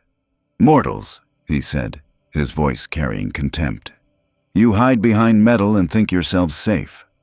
But no fortress, no matter how grand, can protect you from the wrath of Olympus. Lasky activated the ship's external speakers. This is Captain Thomas Lasky of the UNSC Infinity. You're in violation of our defensive perimeter. Withdraw immediately, or we will be forced to defend ourselves. Zeus threw his head back and laughed, a sound like thunder rolling across mountains. Defend yourselves? Against gods? He raised his hand, and lightning gathered around it. I am Zeus, king of Olympus, father of gods and men. I have toppled mountains and burned cities. What makes you think your metal toys can harm me?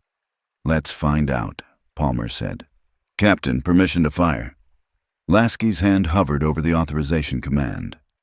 Every instinct told him this was a mistake, that weapons designed to fight Covenant ships wouldn't scratch beings who could bend reality. But what choice did they have?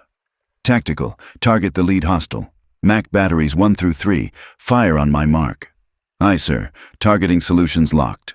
Fire.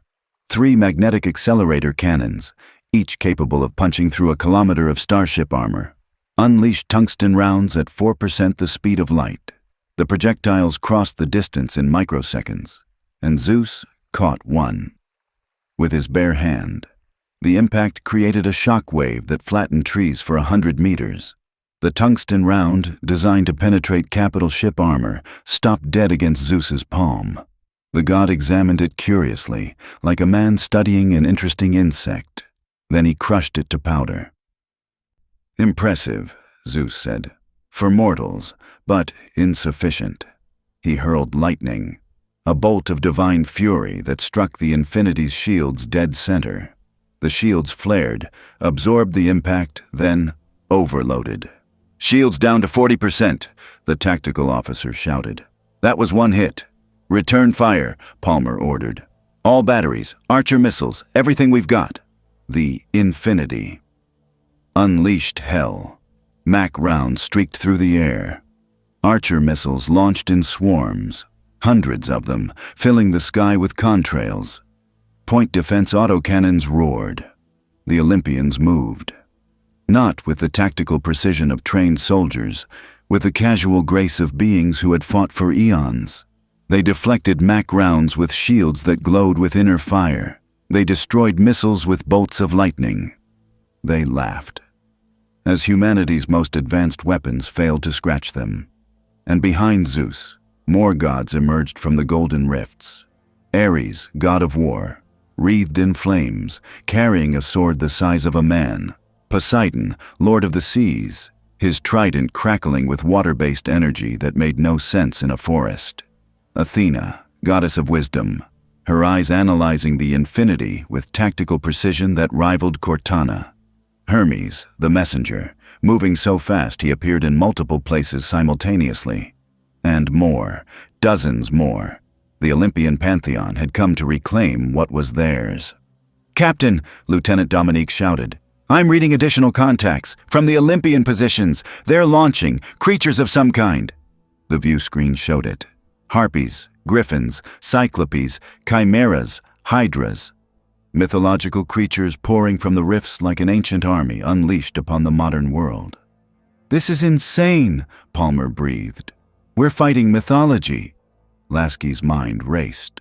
Conventional weapons weren't working. The shields couldn't withstand sustained divine attacks, and they had no reinforcements, no backup, no way to call for help. All Spartan teams deploy, Lasky ordered. Ground defense, protect the ship's critical systems. Sir, deploying Spartans against gods, Palmer began. I know the odds, Commander, but if we don't slow them down, they'll tear through the hull and slaughter everyone aboard. Lasky turned to Atreus.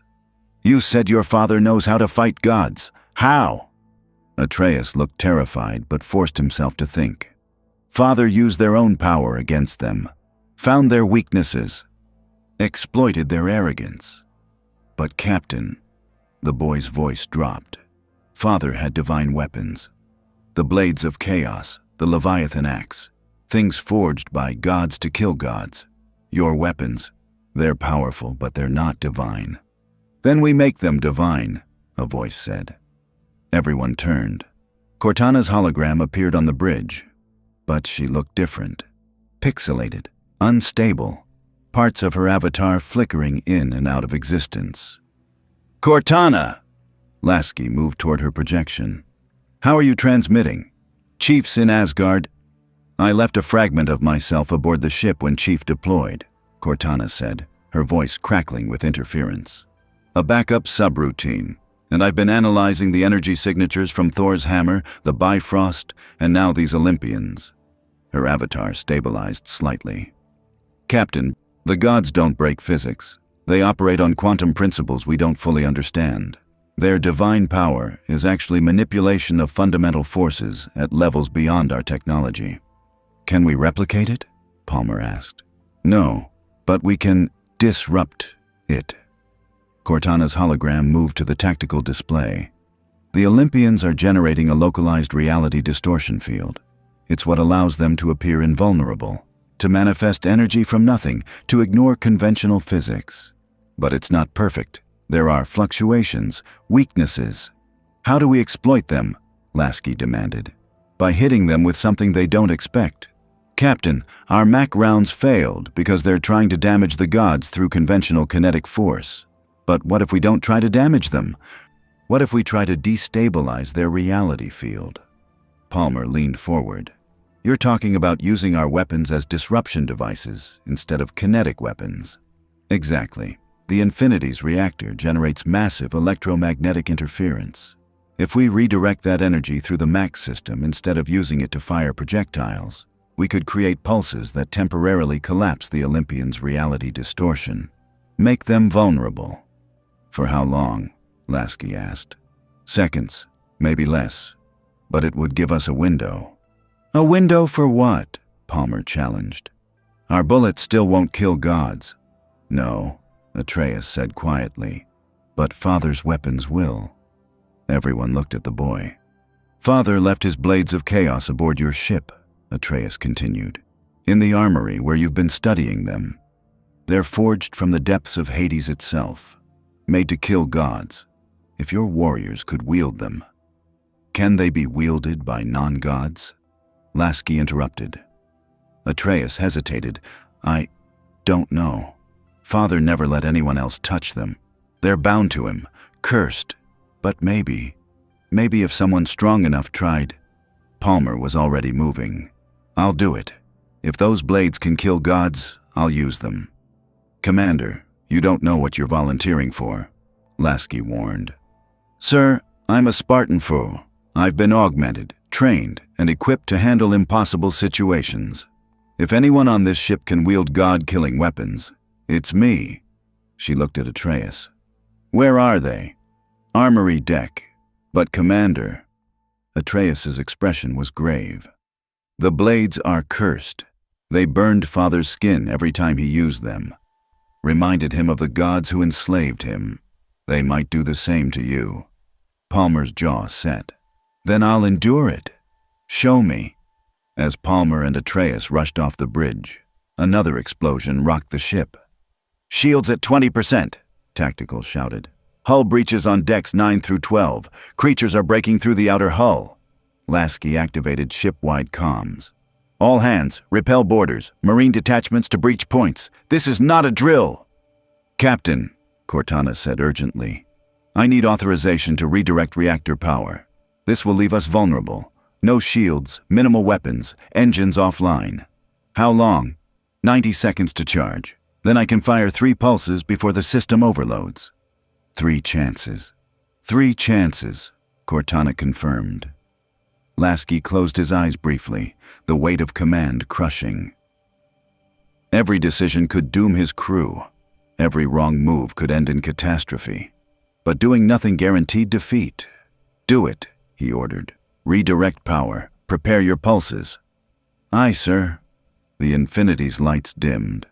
Shields flickered and died. Weapon systems went dark. And outside, Zeus sensed the change. The mortals grow desperate, he called to his fellow Olympians. They hide behind their metal shell like cowards. Let us drag them out and show them what it means to oppose the gods. He raised his hand, gathering lightning for a killing blow.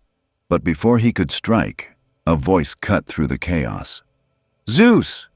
Everyone, mortal and divine, turned toward the sound. From the forest, a figure emerged. Gray skin, red tattoos, burning with barely contained rage. Kratos, and he was not alone. Beside him stood Master Chief. His armor scorched but functional. Behind them, a squad of Spartan 2s and IVs, weapons raised, and in Kratos' hands, gripped so tight his knuckles were white, were the blades of chaos. Burning with hellfire, chains rattling, hungry for divine blood. Zeus's eyes widened. You dare return, after what you did, after you murdered your own father? Kratos' voice was cold as a grave. You were never my father. You were a tyrant who used me as a weapon, and I destroyed you for it. Destroyed? Zeus laughed, but there was uncertainty in it now. Fool, gods cannot truly die. We are eternal. We are... Mistakes, Kratos interrupted. You are mistakes that I will correct. Again. And this time, I will ensure you stay dead. He looked at Chief. Metal Spartan, your people need time. I will give it to them. Kratos, you can't fight them all alone. Chief began. I am not alone. Kratos looked back at the assembled Spartans. You fight with me, as Spartans should, together. Chief nodded once. Spartans, form up. Defensive formation around Kratos. Concentrate fire on targets he engages. The Spartans moved with practiced precision, creating a semicircle around Kratos, weapons tracking the Olympians. Zeus's expression twisted with fury. You think mortals can stand against gods? You think these metal warriors can? The Infinity's reactor pulsed. A wave of electromagnetic energy swept across the battlefield, invisible to the eye, but devastating to divine reality distortion fields. For exactly 3 seconds, the Olympians became mortal. Now, Lasky shouted over comms. All units engage. The Spartans opened fire. Armor-piercing rounds that moments before had bounced harmlessly off divine flesh now punched through. Sniper rounds found weak points. Rocket launchers struck with devastating effect. And Kratos charged. The blades of chaos screamed through the air, their chains extending impossibly, wrapping around Ares' sword arm. Kratos yanked, pulling the god of war off balance, then drove both blades through Ares' chest. Ares screamed, a sound of genuine pain, genuine fear, as hellfire consumed him from within. Father, Ares cried out, help me, He exploded into golden light and was gone. The pulse ended. The Olympians' invulnerability returned, but one of their number was dead. Zeus stared at where Ares had stood. No, that's impossible. Nothing is impossible, old man, Kratos said, his blades burning brighter. You should have learned that when I killed you the first time. Poseidon roared and charged, his trident raised. Chief moved, his armor's thrusters firing, carrying him directly into Poseidon's path. The god swung his trident. Chief ducked, rolled, came up inside the weapon's reach, and unloaded his assault rifle point blank into Poseidon's face. The bullets did nothing to the god's immortal flesh, but they distracted him, long enough for Kratos to close the distance. The blades of chaos found Poseidon's throat. Chains wrapped, pulled. The sea god's head separated from his body in a spray of golden ichor. 2 down. But the cost was mounting. A Spartan screamed as a harpy's talons tore through his armor. Another went down under a Cyclops club. Marines fought desperately against chimeras and griffins, their weapons barely slowing the mythological creatures. "Cortana!" Lasky shouted. "Second pulse! Charging! 30 seconds!" Zeus had seen enough. He raised both hands, gathering lightning not for a single strike, but for a storm. Energy that would obliterate everything in a kilometer radius. "Die!" Zeus roared. "All of you, mortals and traitor alike!" "Father!" Atreus' voice screamed across the battlefield. The boy came running from the Infinity, carrying something in his hands. The Leviathan axe. He hurled it with all his strength, not at Zeus, but at Kratos. The weapon flew true. Kratos caught it one-handed, letting the blades of chaos fall to their chains. And he threw. The Leviathan axe spun through the air, trailing frost and divine energy. It struck Zeus's gathered lightning, and for a moment, fire and ice collided in a display that lit up the entire forest. The lightning dispersed. Zeus stumbled, his attack broken. "Second pulse firing," Cortana announced. The electromagnetic wave hit. The Olympians wavered, became vulnerable, and every UNSC weapon opened fire simultaneously. Mac rounds, Archer missiles, autocannons, Spartan rifles, Marine battle rifles, ODST shotguns. Everything humanity had brought to this alien world, unleashed in 3 seconds of coordinated fury. Hermes fell, his speed unable to save him from a Spartan sniper round through the eye. Athena's tactical brilliance couldn't predict the orbital strike Lasky called down from one of the Infinity's remaining functional batteries. Apollo burned as his own solar energy was turned against him by Cortana's precisely calculated EMP. The Olympian host shattered, but Zeus remained. Wounded, bleeding ichor, but standing. He looked at Kratos with eyes that held nothing but hatred. "You have won this battle, my son, but the war—" "There is no war," Kratos said quietly, advancing. "There is only this, you, me, and the end you should have accepted years ago." Zeus raised his fists. "Then come, God-killer, let us finish what we began." They collided like titans. Zeus's lightning against Kratos' rage. Divine power against God-slaying fury. Father against son in a battle that had destroyed one reality and now threatened to tear apart another. The ground cratered beneath their blows. Trees disintegrated. The air itself screamed. Chief and the Spartans fought to keep the remaining Olympians and creatures at bay, giving Kratos space to work. Palmer emerged from the Infinity, the blades of chaos she'd attempted to wield burning her hands even through her armor. "Sir, I couldn't. The blades wouldn't accept me." "It's fine, Commander," Lasky responded over comms. "Kratos has his weapons. Just hold the line." "Third pulse charging," Cortana announced. "But Captain, this is the last one. After this, the reactor needs cooldown or it'll go critical." "Understood. Make it count." Kratos and Zeus grappled, each trying to gain advantage. Zeus's hands crackled with lightning. Kratos' fists glowed with the power of gods he'd slain. "You were supposed to be my greatest creation," Zeus snarled. "The perfect warrior." "I was your slave," Kratos growled back. "And you were a coward who hid behind his children." "I was a king." "You were a monster." Kratos drove his knee into Zeus's stomach, breaking the grapple. He grabbed the Leviathan axe from where it had embedded in a tree and swung with all his strength.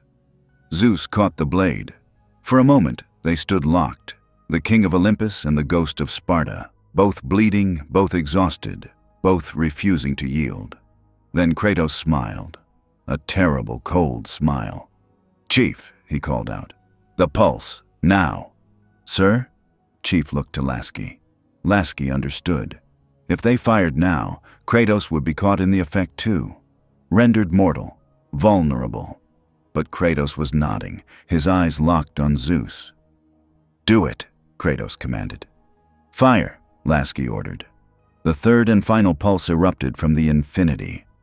Zeus and Kratos both gasped as their divine protections failed. Both became, for 3 precious seconds, mortal men locked in combat. And in those 3 seconds, Master Chief moved. He crossed the distance at full sprint, his armor's thrusters adding speed. He drew his combat knife, the same blade he'd tried to use on Kratos in their sparring match, and he drove it into Zeus's back. The king of Olympus's eyes widened in shock. "You, a mortal, dares?" "I'm a Spartan," Chief said coldly, "and Spartans protect their own." Zeus stumbled. Kratos caught him, not with mercy, but with grim purpose. "This is for my family," Kratos said quietly. "For everyone you destroyed in your arrogance, for every life ruined by your games." He raised the Leviathan axe. "And this is to make sure you stay dead." The axe fell. Zeus's head rolled free. For a moment, nothing happened. Then the king of Olympus's body erupted into golden light. Not the gentle glow of divine ascension, but the violent explosion of a god truly dying. The shockwave knocked everyone off their feet. The remaining Olympian creatures shrieked and dissolved into mist. The golden rifts collapsed. And silence fell across the battlefield. Kratos stood alone, covered in ichor and blood, his chest heaving with exhaustion. Chief approached slowly. "Is it over?" Kratos looked at the spot where Zeus had fallen. "Yes, this time, yes, the Olympians are gone, truly gone." Atreus ran to his father, throwing his arms around him. "Father, you're hurt." "I will heal, boy." Kratos looked at the Infinity, at the damaged hull, the fallen Marines, the Spartans who'd fought and died beside him. Did enough of them survive?" Lasky's voice came over the external speakers. "Casualties are heavy, but the ship is intact. Your intervention saved us, Kratos. If you hadn't arrived when you did..." "I gave my word to protect your people," Kratos said simply. "I keep my word." Chief looked at the ghost of Sparta, this being who had killed gods, who had fought beside mortals, who had chosen to stand against his own pantheon to save strangers. "You're wounded," Chief observed. "Badly. I have survived worse. Let our medics look at you, please." Kratos looked at Chief for a long moment. Then he nodded slowly. "Very well. But first," he turned to Atreus. "The boy. Is he unharmed?" "I'm fine, Father," Atreus said. "I stayed safe, just like you told me." Kratos placed a hand on his son's shoulder. "Good. You are learning." A flash of rainbow light announced the arrival of the Bifrost. Thor and Heimdall appeared, weapons drawn, clearly expecting a battle.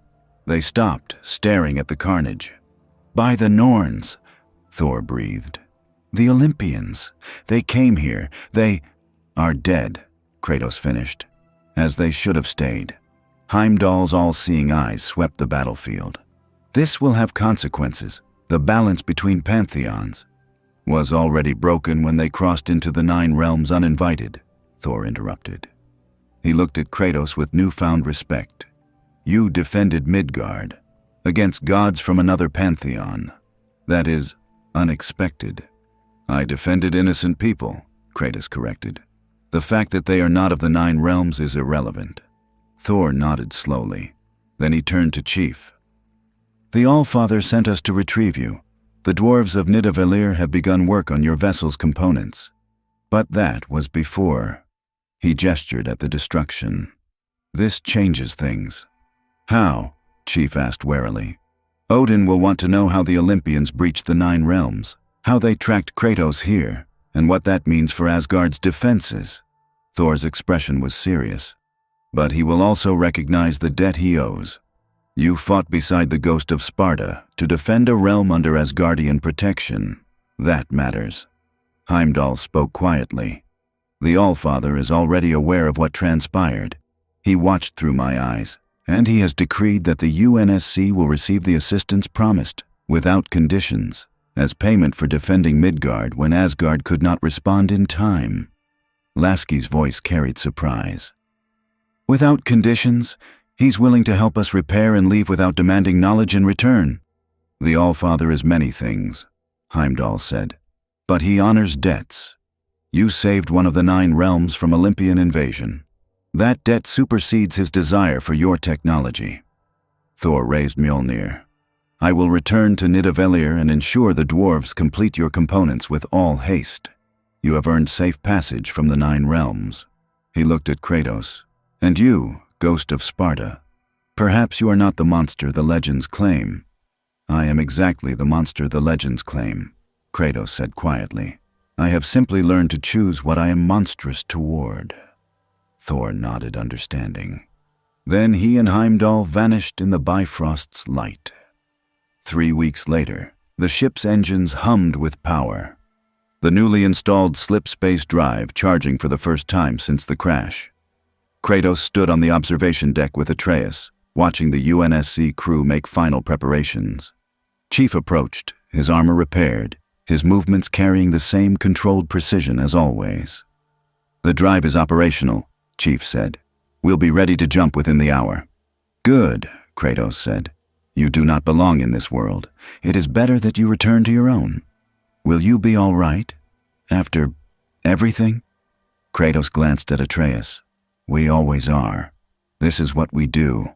Survive. Chief was quiet for a moment. Then he spoke. You asked me if it mattered whether I chose to serve or was forced to. I've been thinking about that. And? It matters. You were right. I've been a weapon for so long. I forgot I could be more. Chief looked at Kratos. You showed me that a Spartan isn't defined by who made them or how they were trained. It's defined by what they choose to protect. Kratos nodded slowly. Then you have learned what it truly means to be Spartan. What's that? That strength without purpose is just violence. That following orders without understanding why leads only to regret. And that sometimes the strongest thing you can do is walk away from a fight you know you cannot win. Kratos turned to face Chief fully. You were made a weapon, but you chose to be a shield. That is the difference between us. I was a shield who became a weapon. Remember which you wish to remain. Chief extended his hand. Thank you for everything. Kratos gripped his forearm in the warrior's clasp. Survive, Metal Spartan. And when you return to your world, teach your people what you have learned here. Teach them that technology alone will not save them. That sometimes the oldest ways, honor, courage, sacrifice, matter more than the newest weapons. I will. Atreus tugged on Chief's armor. Will you come back? To visit? Chief knelt down to the boy's level. I don't know if we can, but if we do, I'll make sure to bring something interesting to show you. Like what? How about a warthog? You'd love driving one. Atreus grinned. What's a warthog? A vehicle that goes very fast and crashes very often. Chief stood. Maybe in another life, kid. Captain Lasky's voice came over the ship-wide comm. All hands, prepare for slip-space jump. Final checks complete. Engaging drive in T-5 minutes. Chief nodded to Kratos one final time. Then walked toward the bridge. Kratos and Atreus made their way to the docking bay where a pelican waited to return them to the surface. As they descended the ramp, Atreus looked back at the massive ship one last time. Father, do you think they'll be all right? In their world? Kratos watched the Infinity's engines begin to glow with slip-space energy. They are warriors. They will face their battles as all warriors must. And perhaps, because of what they learned here, they will survive them. The pelican lifted off, carrying them clear of the ship. And moments later, the UNSC Infinity tore a hole in reality and vanished, returning to its own universe. The slip-space jump completed without incident. Stars resolved into familiar patterns. Constellations that matched UNSC databases appeared on sensors. We're home, Lieutenant Dominique confirmed. Sol system, Earth is on sensors. The bridge crew erupted into cheers. But Lasky was quiet, standing at the view screen, staring at the blue marble of Earth in the distance. Palmer approached. Sir, we made it. Against all odds, we made it back. At what cost? Lasky asked quietly. 37 Marines dead, 12 Spartans wounded, 4 critically. And we left that world knowing that gods are real, that reality is far stranger than we imagined, and that everything we thought we knew about the universe is incomplete. But we also learned that even gods can be fought. Chief said, joining them. That strength comes in many forms, and that sometimes the most important alliances are the ones you never expected. Cortana's hologram appeared, fully restored now that they were back in their own reality. Chief's right. We went in blind. We could have been destroyed, but instead, we found perspective. We found out what humanity could be if we remembered the values that made us strong in the first place. Lasky nodded slowly. Cortana, make sure all data from our time in that reality is classified. Top secret. Need to know only. Already done, Captain. But I've also prepared a report for Oni that I think you should read before we submit it. What kind of report? One suggesting that the Spartan program needs to be reevaluated. That we've been focusing so much on creating weapons, we forgot to create warriors. She paused. Kratos taught us something important, and I think if we ignore it, we're making a critical mistake. Chief stood at attention. Permission to speak freely, sir. Granted. I'd like to help implement those changes. Whatever Cortana's proposing. I've been a weapon my whole life. I think it's time I learned to be something more. Lasky looked at the Master Chief, the Spartan who'd stood beside a god killer, who'd learned from a true Spartan what the name really meant, who'd come back changed in ways subtle but profound. Request granted, Chief. Let's see if we can build a better future for the Spartans who come after you. He turned to address the bridge crew. Set course for Earth, full speed. We have a lot of debriefing ahead of us and a lot of decisions to make. As the Infinity accelerated toward home, Chief stood at the viewport, watching Earth grow larger, and he thought about Kratos' final words. You were made a weapon, but you chose to be a shield.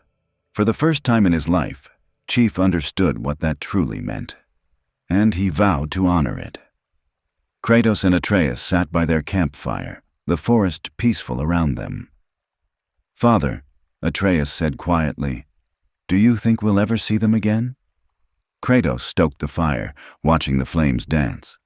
Perhaps. The universe is stranger than we know, and if I have learned anything, it is that the past always finds a way to return. Are you glad they came, even though it brought the Olympians back? Kratos was silent for a long time. Then he spoke, his voice carrying something that might have been hope. I am glad, boy, because they reminded me of something I had forgotten. That Spartans, true Spartans, protect those who cannot protect themselves. That strength means nothing without purpose, and that even in the darkest times, there are those who choose to be shields instead of swords. He looked at his son, placing a hand on his shoulder. They reminded me why I chose to change, why I chose to be your father instead of remaining a weapon. And for that, yes, I am glad. Atreus smiled and leaned against his father, and in the firelight, the ghost of Sparta, the god-killer, the monster, the destroyer of Olympus, allowed himself a moment of peace, because for once he had fought not to destroy, but to protect, and that made all the difference.